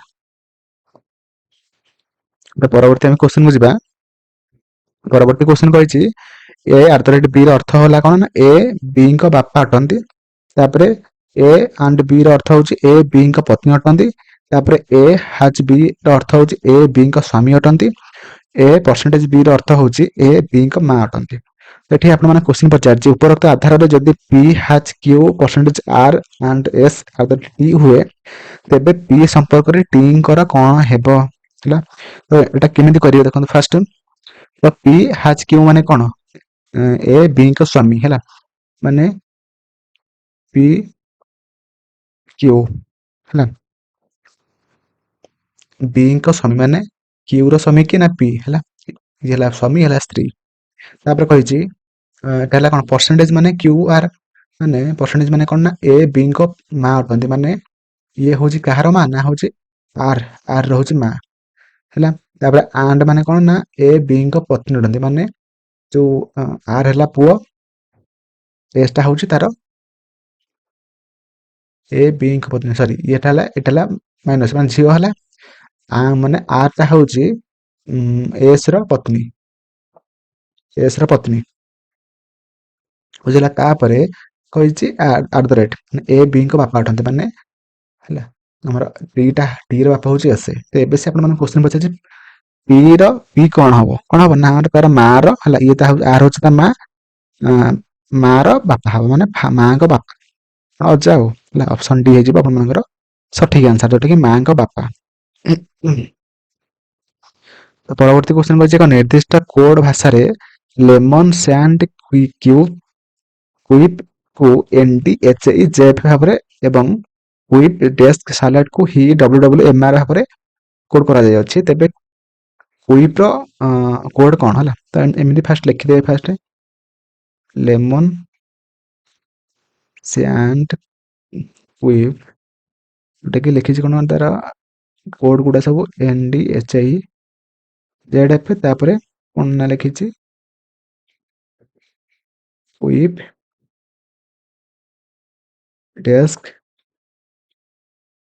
सालड को लिखी कौन HIWMAR ताले कॉमन एठी कौन है एठी अच्छी कौन ना क्विप अच्छी एठी मध्यम क्विप अच्छी तो एठी HI अच्छी एठी मध्यम HI अच्छी तो ऑप्शन ए है जो अपन मनकर सठिक आंसर है। तो परवर्ती आम क्वेश्चन को जीवा कही आप क्वेश्चन कही समस्त हाइड्रोजेन हेउच अम्लजान माने समस्त हाइड्रोजेन हो गला कौन ना ऑक्सीजन है किछि अम्लजान हेउच नाइट्रोजेन किछि अम्लजान होउची कौन नाइट्रोजेन है तो एठी आपण मानके कंक्लूजन देइची किछि हाइड्रोजेन हेउची नाइट्रोजेन किछि हाइड्रोजेन नाइट्रोजेन किछि तो रिलेशन देइनी हबनी एटा तापर कहिछि कोनोसी नाइट्रोजेन हाइड्रोजेन नुह कोनोसी नाइट्रोजेन हाइड्रोजेन नुह सेमित कहि किछि कहिनी कहितले से हम माने कंक्लूजन टा ठीक करिवे जेहेतु से हला स्टेटमेंट किसी कहिनी तो आम कंक्लूजन मन मन करिपरिबा नाही तो सेति एटा सठिक आंसर कौन हम ना नाइदर वन नॉट टू है तो ऑप्शन सी हो सठिक आंसर है। तो परवर्ती क्वेश्चन कौन कही ना इंग्राजी वर्णमाला क्रम आधार में निम्नलिखित चारोटी मध्यरु तीनोटी एक निर्दिष्ट उपाय सदृश अटंती तेणु एहीपरि एक गोष्ठी गठन करती केउंटी सही गोष्ठीर अंतर्भुक्त नुहे कोटा है तो ये कही कि चार्टांग ऑप्शन मध्य कोटा अलग है जेटा के है एटा बी है पीटा क्यू है टीटा किंतु पी यू भी माने गोटे माने +2 है सब +1 है तो से आमर ऑप्शन एटा है आप फास्ट सठिक आंसर है। परवर्ती क्वेश्चन जोटा कि कही शब्द एयरपोर्ट प्रत्येक स्वर वर्ण को इंग्राजी वर्णमाला क्रम यार ठीक परवर्ती अक्षर रे परिवर्तन करा जाए सब आमर भावेल गुड़ा कौन करें ना +1 करदे आउ कनसोनांट गुड़ा सब कौन ना आमर सब -1 करवा तेरे प्रत्येक व्यंजन वर्ण इंग्राजी वर्णमाला क्रम यार ठीक पूर्ववर्ती अक्षर परिवर्तन करा जाए एहीपरि नूतन शब्द जो आमर हम तो से कही बाम पार्श्वर तृतीय स्थान में किए रहा फास्ट आम लिखिदे एयरपोर्ट एटा कौन गोटे भावेल ताको बी करदे आईटा गोटे भावेल आईटा को कौन आई जे करदे आटा हूँ गोटे कनसोनांट एटा माइनस करदे पी क्यू गोटा हो पीटा कनसोनांट एटा ओ करदे ओटा गोटे भावेल एटा पी करदे +1 करदे एटा आटा क्यू हो पीटा एस है तो देखो ये आमर से पचार बाम पटरू माने एई पटरू तृतीय स्थान में किए अच्छे 1 2 3 है तो क्यूटा आमर तृतीय स्थान में रोचे तो ऑप्शन एटा ए हो सठिक आंसर है ओके जहाँ भी किसी क्वेश्चन करूँ पूरा पूरी कूल माइंड रे करेंगे आराम पढ़ी क्वेश्चन करेंगे सब क्वेश्चन ठीक है। फर्स्ट क्वेश्चन ये कौन कही select the option that can be used as a one word substitute for the underlined group of words है कही क्वेश्चन कही the art of happiness is not found in mysterious or obscure philosophies but in simple everyday moments that bring joy and contentment है देखो ये आपको पचार कि जो mysterious or obscure तो ये वर्ड रो कही वन वर्ड सब्स्टिट्यूट कौन हम है तो ये ऑप्शन कही फास्ट इमेन आर्केन इनसेन मुंडेन तो मत कौटा हम सठिक आंसर मत कहतु देखो इनेन रो मीनिंग कौन ना हमारा हूँ सिली बा स्टूपिड स्टूपिड तब आसला इनसेन इनसेन लो मीनिंग हूँ क्रेजी है बा मेंटली इल है क्रेजी और मेंटली इल तब आसला मुंडेन मुंडेन माने कौन ना एवरीडे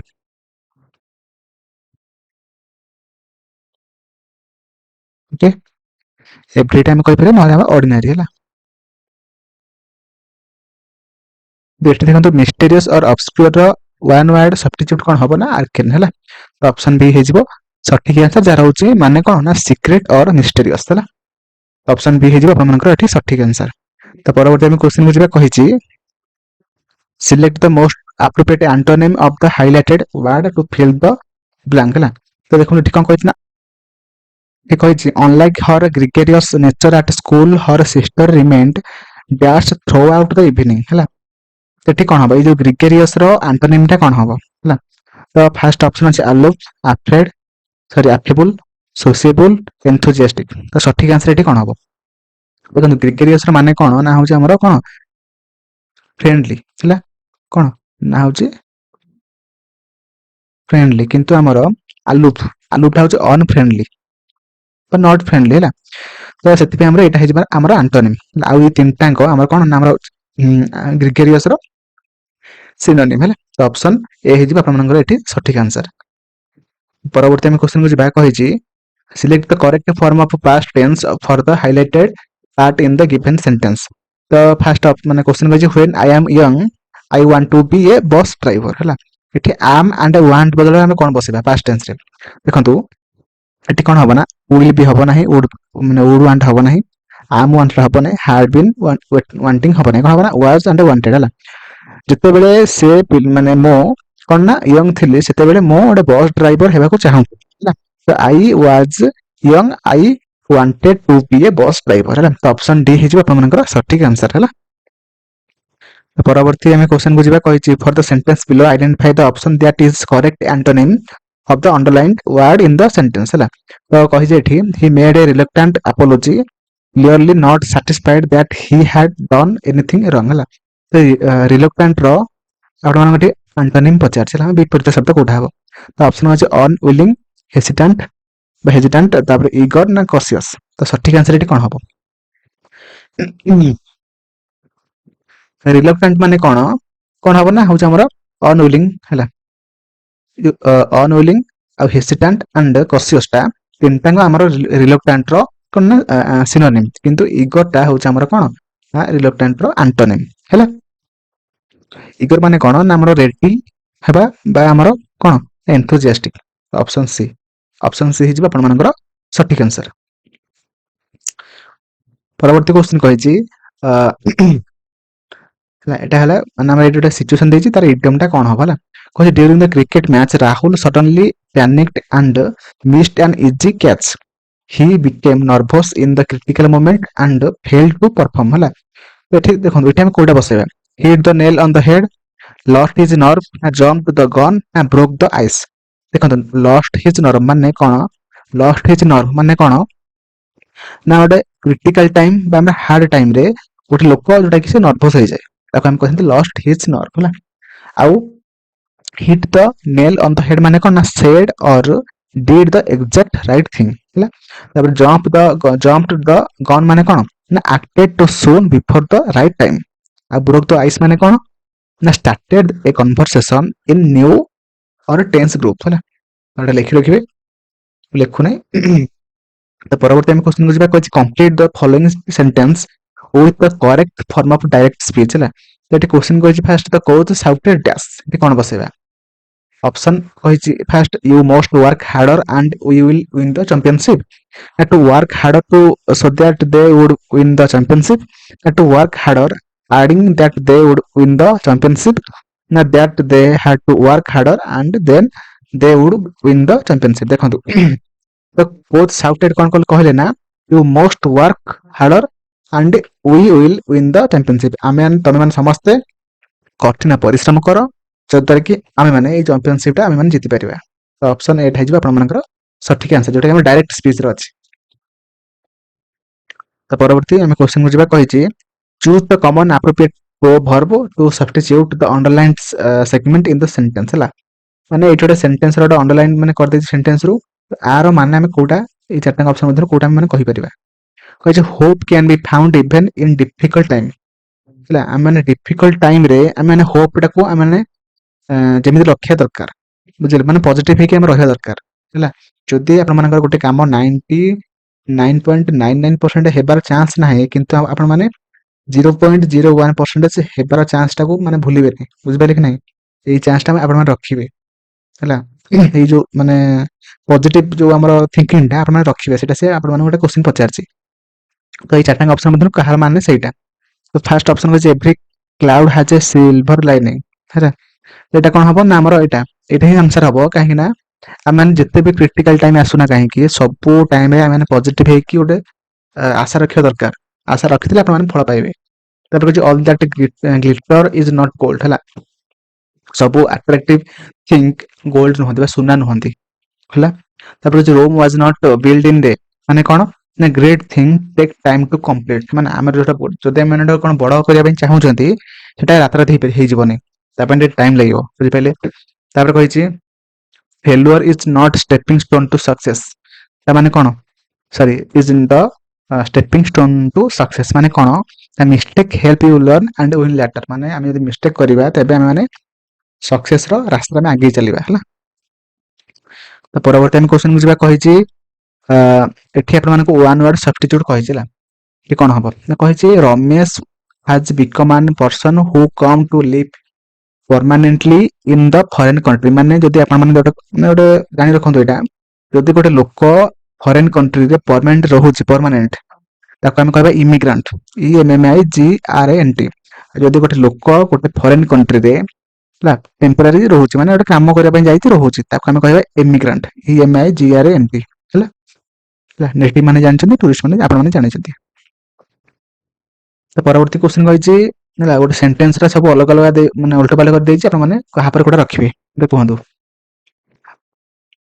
कोडा हबो आपण माने वीडियो को पॉज करिवे एवं मते कहिबे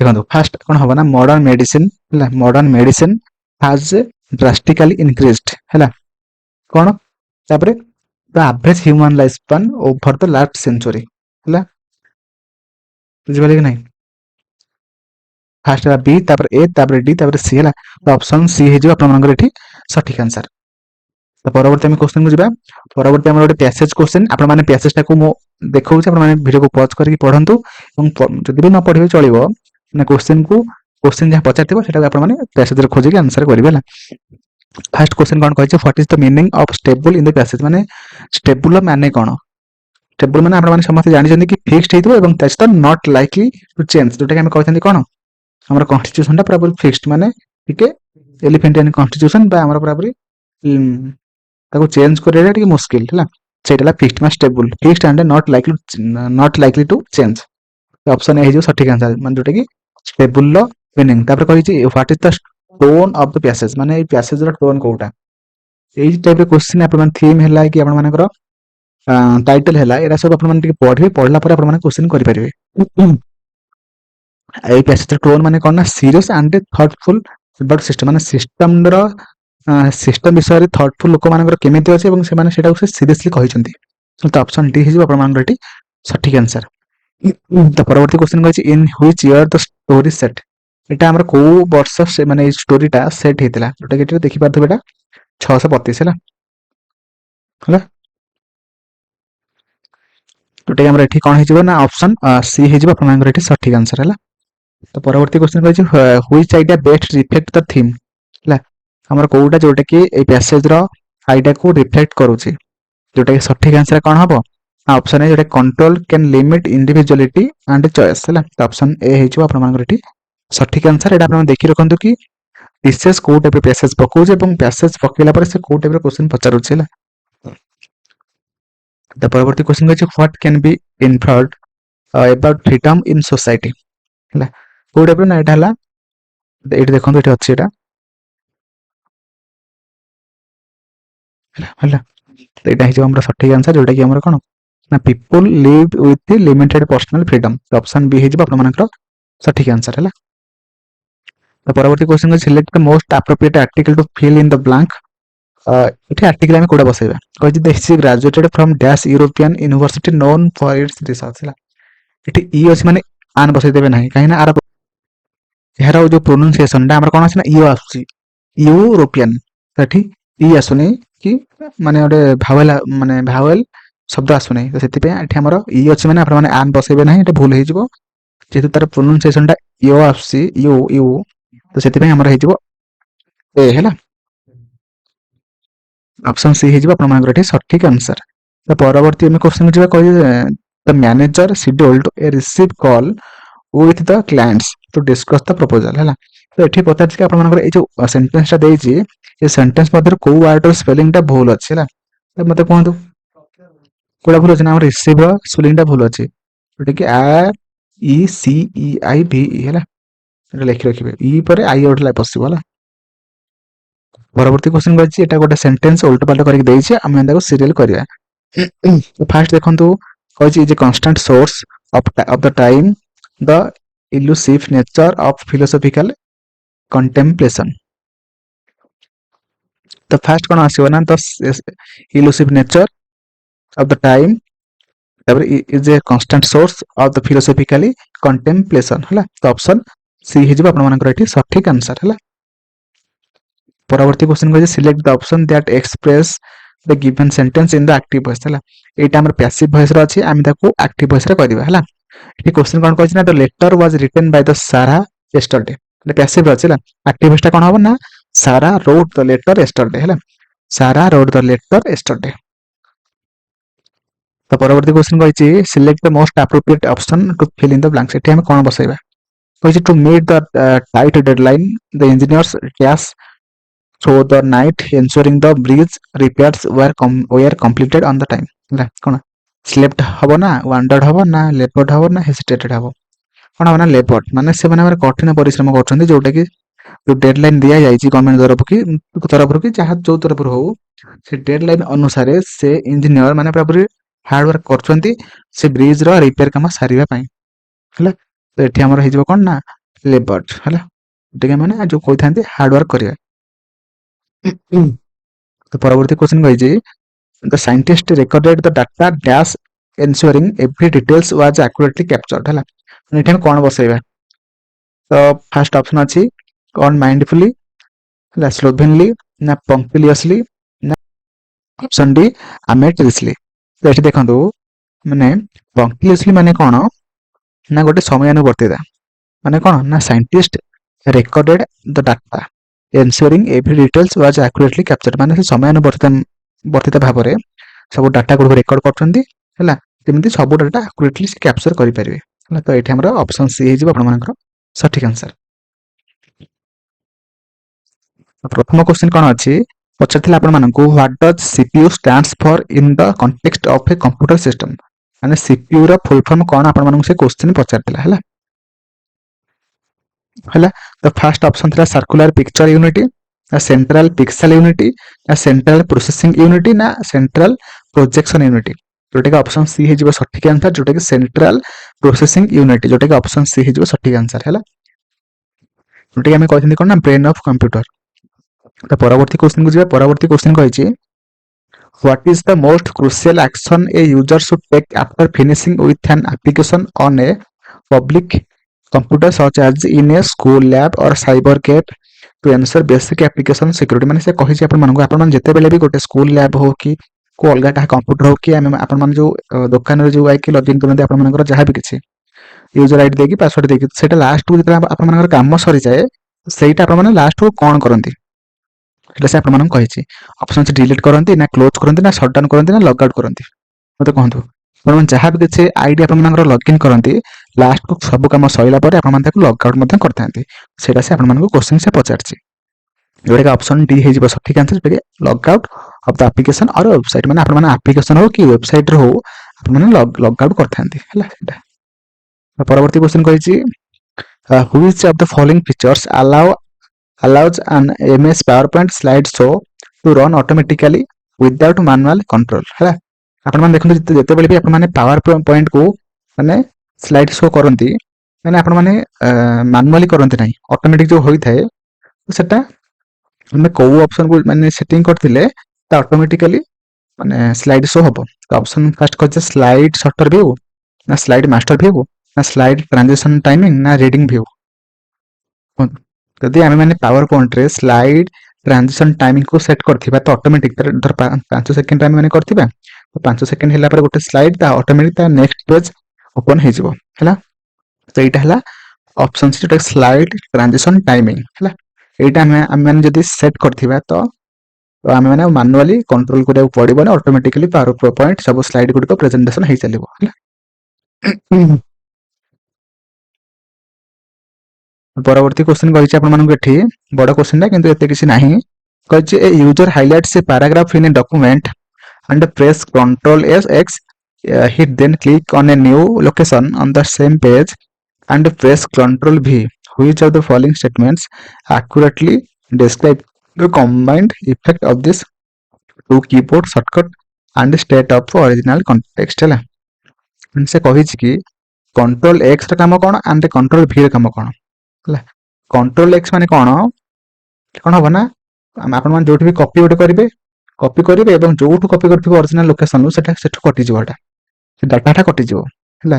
ଆଉ କଣ୍ଟ୍ରୋଲ ଭି ମାନେ କ'ଣ ପେଷ୍ଟ ହେଲା, ଯୋଉଟାକି ଆମର ଅପସନ ସି ହେଇଯିବ ସଠିକ ଆନ୍ସର, ଯୋଉଟାକି କହିଛି the text is moved from its original location and a copy is temporarily held in the office clipboard ହେଲା। ମାନେ କ'ଣ ହେଇଛି ନା କଣ୍ଟ୍ରୋଲ ଏକ୍ସ ମାରିବା ମାନେ ତାର ଅରିଜିନାଲ ଲୋକେସନରୁ ସେ ଫାଇଲଟା କଟିଯିବ ବା ମୁଭଡ ହେଇଯିବ ହେଲା। ତାପରେ ସେଠି ଯୋଉ କପି ଯୋଉଟା ହେଇଥିବ ସେଟା ଟେମ୍ପୋରାରିଲି କୋଉଠି ଥିବ ନା ଅଫିସର କ୍ଲିପବୋର୍ଡରେ ଥିବ ହେଲା। ତ ଅପସନ ସି ହେଇଯିବ ଆପଣମାନଙ୍କର ସଠିକ ଆନ୍ସର। ପରବର୍ତ୍ତୀ କ୍ୱେଶ୍ଚିନ୍ କହିଛି what tool help you automatically fix or highlight spelling problems when writing an email. ଯେତେବେଳେ ଆପଣମାନେ ଇମେଲ ଲେଖୁଥିବେ, ଯେତେବେଳେ ଆପଣମାନଙ୍କର ଗୋଟେ ସ୍ପେଲିଂ ଭୁଲ ହବ ସେତେବେଳେ ହାଇଲାଇଟ୍ ହେଇଯାଏ। ତାକୁ ଆମେ କ'ଣ କହିଥାନ୍ତି, ଆମେ ଯଦି ସେଟା ଅଟୋମେଟିକାଲି ଫିକ୍ସ ହଉଛି ହେଲା ତାକୁ ଆମେ କ'ଣ କହିଥାନ୍ତି, କୋଉ ଫଙ୍କସନ କହିଥାନ୍ତି? ଅପସନ ଅଛି ଗ୍ରାମାର ଚେକ୍ ନା ସ୍ପେଲ ଚେକ୍ ନା ୱାର୍ଡ କାଉଣ୍ଟ ନା ଫର୍ମାଟିଂ। ଯଦି ସ୍ପେଲିଂ ଭୁଲ ହଉଛି ତ ଅପସନ ବି ହେଇଯିବ ସଠିକ ଆନ୍ସର, ଯୋଉଟାକି ସ୍ପେଲ ଚେକ୍ ହେଲା। ତ ପରବର୍ତ୍ତୀ କ୍ୱେଶ୍ଚିନ୍ କହିଛି how do you delete a single slide from a presentation using the thumbnail pane ହେଲା। ଆମେ ମାନେ ଗୋଟେ ପାୱାର ପଏଣ୍ଟରେ ଯୋଉ ସ୍ଲାଇଡ ଗୁଡ଼ିକ ଥିବ ବା ଥମ୍ବନେଲ ଗୁଡ଼ିକ ଥିବ ତାକୁ ଆମେ କେମିତି ସବୁ କାଟିବା, ଗୋଟେ ଡିଲେଟ ଆମେ କେମିତି କରିବା ନା ସେ ସ୍ଲାଇଡ ଉପରକୁ ଯିବା, ରାଇଟ୍ କ୍ଲିକ୍ କରିବା, ରାଇଟ୍ କ୍ଲିକ୍ କଲା ପରେ ସବୁ ଅପସନ ଗୁଡ଼ିକ ଦେଖେଇବ, ଡିଲେଟ ଦେଖେଇବ, କପି ଦେଖେଇବ, ସବୁ ଦେଖେଇବ। ତ ଆପଣମାନେ ସେଇଠି ଡିଲେଟ ଅପସନକୁ ଗଲେ ଡିଲେଟ ଉପରେ କ୍ଲିକ୍ କଲେ ଅଟୋମେଟିକାଲି ସେ ସ୍ଲାଇଡଟା ଡିଲେଟ ହେଇଯିବ, ଯୋଉଟାକି ଅପସନ ସି ହେଇଯିବ ସଠିକ ଆନ୍ସର ହେଲା। ଯୋଉଟାକି right click the slide in the thumbnail pane and select delete slide ହେଲା। Option C will be right answer. 7 number କ୍ୱେଶ୍ଚିନକୁ ଯିବା। 7 ନମ୍ବର କ୍ୱେଶ୍ଚିନ କହିଛି which shortcut key is used to split the document window into two pane in Microsoft Word 2021। ଆପଣମାନେ ସେଠି ଆପଣମାନେ question ପଚାରିଛି କି Microsoft ward 2021ରେ ଗୋଟେ ୱାର୍ଡ ଡକୁମେଣ୍ଟକୁ ଆପଣମାନେ କିପରି ଭାବରେ ଦୁଇଟା ୱାର୍ଡ ଡକୁମେଣ୍ଟରେ କନଭର୍ଟ କରିବେ ହେଲା, ସେଇଟା ସେ କ୍ୱେଶ୍ଚିନ ପଚାରିଛି। ଯୋଉଟାକି କ'ଣ ହବ ନା ଅପସନ କହିଛି Alt F2, control Alt S ନା ଅଲ୍ଟ INS ନା ଅଲ୍ଟ F4, ଯୋଉଟାକି ସଠିକ ଆନ୍ସର ହେଇଯିବ ଅପସନ ବି, ଯୋଉଟାକି କଣ୍ଟ୍ରୋଲ ଅଲ୍ଟ S ହେଲା। ଅପସନ ବି ହେଇଯିବ ଆପଣମାନଙ୍କର ସଠିକ ଆନ୍ସର ହେଲା। ତ ପରବର୍ତ୍ତୀ କ୍ୱେଶ୍ଚିନ କହିଛି which of the following setting allows you to ensure that your slide change automatically after a specific time without clicking and to advance them in MS PowerPoint। ମାନେ ସେ କହିଛି କି ଆପଣମାନେ ଏଠି କ'ଣ କରିବେ, ଯୋଉଟାକି ଆପଣମାନେ କିଛି ବି କ୍ଲିକ୍ ନ କଲେ ମଧ୍ୟ ଅଟୋମେଟିକାଲି ଗୋଟେ ସ୍ପେସିଫିକ ଟାଇମ ପରେ ଅଟୋମେଟିକାଲି ସେଟା ଚେଞ୍ଜ ହେଇଯିବ ହେଲା। ସେଟା କ'ଣ କରିବେ ନା ଅପସନ ବି, ଯୋଉଟାକି ସ୍ଲାଇଡ ଶୋ କରିବେ, ତାପରେ ଟ୍ରାନ୍ସିସନ ଅପସନକୁ ଯିବେ ଏବଂ ଆଡଭାନ୍ସ ସ୍ଲାଇଡ ଆଫ୍ଟର ମାରିବେ, ହେଲେ ଆପଣମାନଙ୍କର ଗୋଟେ ସ୍ପେସିଫିକ ଟାଇମ ପରେ ଅଟୋମେଟିକାଲି ସବୁ ସ୍ଲାଇଡ ଗୁଡ଼ିକ ଗୋଟେ ପରେ ଗୋଟେ ପ୍ରେଜେଣ୍ଟେସନ ହେଇ ଚାଲିବ ହେଲା। ପରବର୍ତ୍ତୀ କ୍ୱେଶ୍ଚିନ କହିଛି which keyboard shortcut is commonly used to open a document in most word processor ହେଲା। ଏଠି କୋଉ ସର୍ଟକଟ କି ୟୁଜ କରିବେ ଯୋଉଟାରେ ଗୋଟେ ଡକୁମେଣ୍ଟ ଓପନ ହେଇଯିବ ହେଲା। ଅପସନ ଦେଖନ୍ତୁ ଏସ୍ ର ମାନେ ସେଭ୍ ହେଲା, କଣ୍ଟ୍ରୋଲ ଏସ୍ ମାନେ ସେଭ୍, କଣ୍ଟ୍ରୋଲ ଏନ୍ ମାନେ ଷ୍ଟାର୍ଟ ଏ ନ୍ୟୁ ଡକୁମେଣ୍ଟ ହେଲା, ପି ମାନେ ପ୍ରିଣ୍ଟ, ଆଉ ଓ ମାନେ ଓପନ କରିବେ ହେଲା। ତ ଓପନ ଏ ଡକୁମେଣ୍ଟ ବୁଝିଲା। ପରବର୍ତ୍ତୀ କ୍ୱେଶ୍ଚିନ ଯିବେ, କହିଛି the dash is the access point for programs displayed on the desktop ହେଲା। ଆପଣମାନେ କୋଉଠି ଦେଖନ୍ତି ଯେ ଆପଣମାନେ ଯାହାବି ସବୁ ଦେଖି ମାନେ ଓପନ କରିଥିବେ, ଯୋଉ ମାନେ ୱେବସାଇଟ ହଉ ଯାହା ବି ଗୋଟେ ୱେବସାଇଟ ହଉ କି ଯୋଉ ବି ଆପଣମାନଙ୍କର ଆଇକନ ହଉ ଯାହା ବି କିଛି ଓପନ କରିଥିବେ ସବୁ କିଛି କୋଉଠି ଦେଖେଇବ ଆପଣମାନେ ଏଇଟା ସବୁ ମାନେ ଓପନ କରିଛନ୍ତି ବୋଲି, ନୋଟିଫିକେସନ ଏରିଆ ନା କଣ୍ଟ୍ରୋଲ ପ୍ୟାନେଲ ନା ଆମର ଟ୍ୟାକ୍ସ ବାର ନା ହେଲ୍ପ, ଯୋଉଟାକି ସଠିକ ଆନ୍ସର ହବ ଅପସନ ସି, ଯୋଉଟାକି ଟାସ୍କ ବାର ହେଲା। Option C will be right answer. ତ ପରବର୍ତ୍ତୀ क्वेश्चन କହିଛି in Microsoft Word 2019 what is the shortcut key to open the print dialog box? ଆପଣ ମାନେ ଏଠି କୋଉ shortcut key କୁ ୟୁଜ କରିବେ ଯଦ୍ୱାରା କି ଆପଣ ମାନଙ୍କର print dialog box ଟା ଓପନ ହବ? କୋଉଟା ହବ ନା ଅପସନ୍ସ B ଯୋଉଟା କଣ୍ଟ୍ରୋଲ P ମାଇଲେ ଆପଣ ମାନଙ୍କର ପ୍ରିଣ୍ଟ ଡାୟଲଗ ବକ୍ସ ଟା ଓପନ ହେଇଯିବ। Option B। ତ ପରବର୍ତ୍ତୀ क्वेश्चन ରହିଛି which statement correct compares FTP and telnet? FTP and telnet ର ଡିଫରେନ୍ସ କ'ଣ? FTP ମାନେ କ'ଣ? ଆପଣ ମାନେ ଯଦି ଗୋଟେ ଲ୍ୟାପଟପ୍ ବା କମ୍ପ୍ୟୁଟର ମଧ୍ୟରେ ଗୋଟେ ଜାଗାରୁ ଆଉ ଗୋଟେ ଜାଗାକୁ ଗୋଟେ ଫାଇଲକୁ ଟ୍ରାନ୍ସଫର କରୁଛନ୍ତି ସେଇଠି ଆପଣ ମାନେ FTP ୟୁଜ ହୋଇଥାଏ ବା ଫାଇଲ ଟ୍ରାନ୍ସଫର ପ୍ରୋଟୋକଲ ଯୋଉଟା କି ଅପସନ B। ଆଉ ଟେଲନେଟ୍ ମାନେ କ'ଣ? ଆପଣ TCP ବା IP ଅଣ୍ଡରରେ କୌଣସି ଗୋଟେ ନେଟୱାର୍କରେ ଯେତେବେଳେ ବି ଆପଣମାନଙ୍କର ଲଗ୍ଇନ୍ କରନ୍ତି ଆପଣଙ୍କର ୟୁଜର ଆଇଡି ଦେଇକି ଲଗ୍ଇନ୍ କରନ୍ତି ଯୋଉଠି ବି ଗୋଟେ ରିମୋଟ କଣ୍ଟ୍ରୋଲ ଅନୁସାରେ ତାକୁ ଆମେ କହିଥାନ୍ତି ଟେଲନେଟ୍। ଟେଲନେଟ୍ ହେଉଛି ଗୋଟେ ନେଟୱାର୍କ ହେଲା। ତା ଅନୁସାରେ ଆପଣମାନେ ଯୋଉଠି ବି ଥାଆନ୍ତୁ ରିମୋଟ ଏରିଆରେ ମଧ୍ୟ ଥାଆନ୍ତୁ ଆପଣମାନଙ୍କର ଆଇଡି ପାସୱାର୍ଡ ଦେଇକି ଆପଣମାନେ ଲଗ୍ଇନ୍ କରିପାରିବେ ହେଲା। ଯୋଉଟାକି ଅପସନ B ହେଇଯିବ ସଠିକ ଆନ୍ସର ହେଲା। ତ ପରବର୍ତ୍ତୀ क्वेश्चन କହିଛି which action is used to correct a spelling mistake in a cell content? ଯଦି ଆପଣମାନଙ୍କର ଗୋଟେ ସେଲରେ ଗୋଟେ ସ୍ପେଲିଂ ମିଷ୍ଟେକ୍ ଅଛି ଆପଣମାନେ ତାକୁ କେମିତି ଏଡିଟ୍ କରିବେ କରେକ୍ଟ କରିବେ? କେମିତି ହବ? ଆପ୍ଲାଏ ଫିଲ୍ଟର ହବ ନାହିଁ, ଚେଞ୍ଜ ଫଣ୍ଟ କଲର ହବ ନାହିଁ, ୟୁଜ ଇନସର୍ଟ ଫଙ୍କସନ ହବନି। କ'ଣ ନା ଆପଣମାନେ ସେ ସେଲ୍ ଉପରେ ଯାଇକି ଡବଲ କ୍ଲିକ୍ କରିବେ, କଲା ପରେ ସେଠି ଏଡିଟ୍ ଅପସନ ଆସିବ, ଏଡିଟ୍ଟାକୁ ଏଡିଟ୍ କରିବେ। ଅପସନ B ହେଇଯିବ ଆପଣମାନଙ୍କର ସଠିକ ଆନ୍ସର ହେଲା। ତ ପରବର୍ତ୍ତୀ क्वेश्चन କହିଛି predict the output of the following function in MS Excel? ଯଦି ଆପଣମାନଙ୍କର ଏଇଟା ଥିବ ଇକ୍ୱାଲ ଟୁ ଟେକ୍ସଟ ବ୍ରାକେଟ ଆରମ୍ଭ 1 2 3 4 କମା ଏତିଟା ଜିରୋ ଥିବ ଆପଣମାନେ କ'ଣ କରିବେ ନା ଏକ୍ସେଲ ର ଫର୍ମୁଲା ଅନୁସାରେ ଆପଣମାନେ ଯଦି ଚାରିଟା ଏଠି ଅଛି ଡିଜିଟ ଅଛି ଏଇ ଡାହାଣ ପଟରୁ ଚାରିଟା ବସେଇକି ଆସିବେ। ତ ଯଦି ଏଠି 7ଟା ଶୂନ ଅଛି 7 ରୁ 4 ପଳେଇଲା ମାନେ 3 ରହିଲା। ତ ବାଁ ପଟେ 3ଟା ଶୂନ ରହିବ ତାପରେ 1 2 3 4 ହବ ହେଲା। ଏଇଟା ହେଇଯିବ ସଠିକ ଆନ୍ସର ଯୋଉଟା କି ଅପସନ A ର ଅଛି ହେଲା। ଯଦି ଏଠି ଆପଣମାନଙ୍କର 7ଟା ମାନେ ଥାନ୍ତା ସଂଖ୍ୟା 1 2 3 4 5 6 7 ହେଇଥାନ୍ତା ହେଲା। ଯେହେତୁ ଏଠି 4ଟା ଡିଜିଟ ଅଛି ତ ବାଁ ପଟେ 3ଟା ଶୂନ ରହିବ ହେଲା। ତ ପରବର୍ତ୍ତୀ क्वेश्चन କହିଛି in MS Excel which formula will correctly calculate the sum of all value in column B only if the corresponding value in column A is greater than 100 ହେଲା। ଆପଣମାନେ କୋଉ ଫର୍ମୁଲାକୁ ପୁଟ୍ କରିବେ ଯଦ୍ୱାରା କି formula A and formula B ର add ହବ ଯୋଉଟା କି ଫର୍ମୁଲା A ଟା ହେଲା ଠାରୁ ମାନେ B କଲମରେ ଏଇ ଗୋଟେ ଭ୍ୟାଲୁ ଥିବ ଯୋଉଟା କି କଲମ A ର ଭ୍ୟାଲୁ ଠାରୁ ଅଧିକ ଥିବ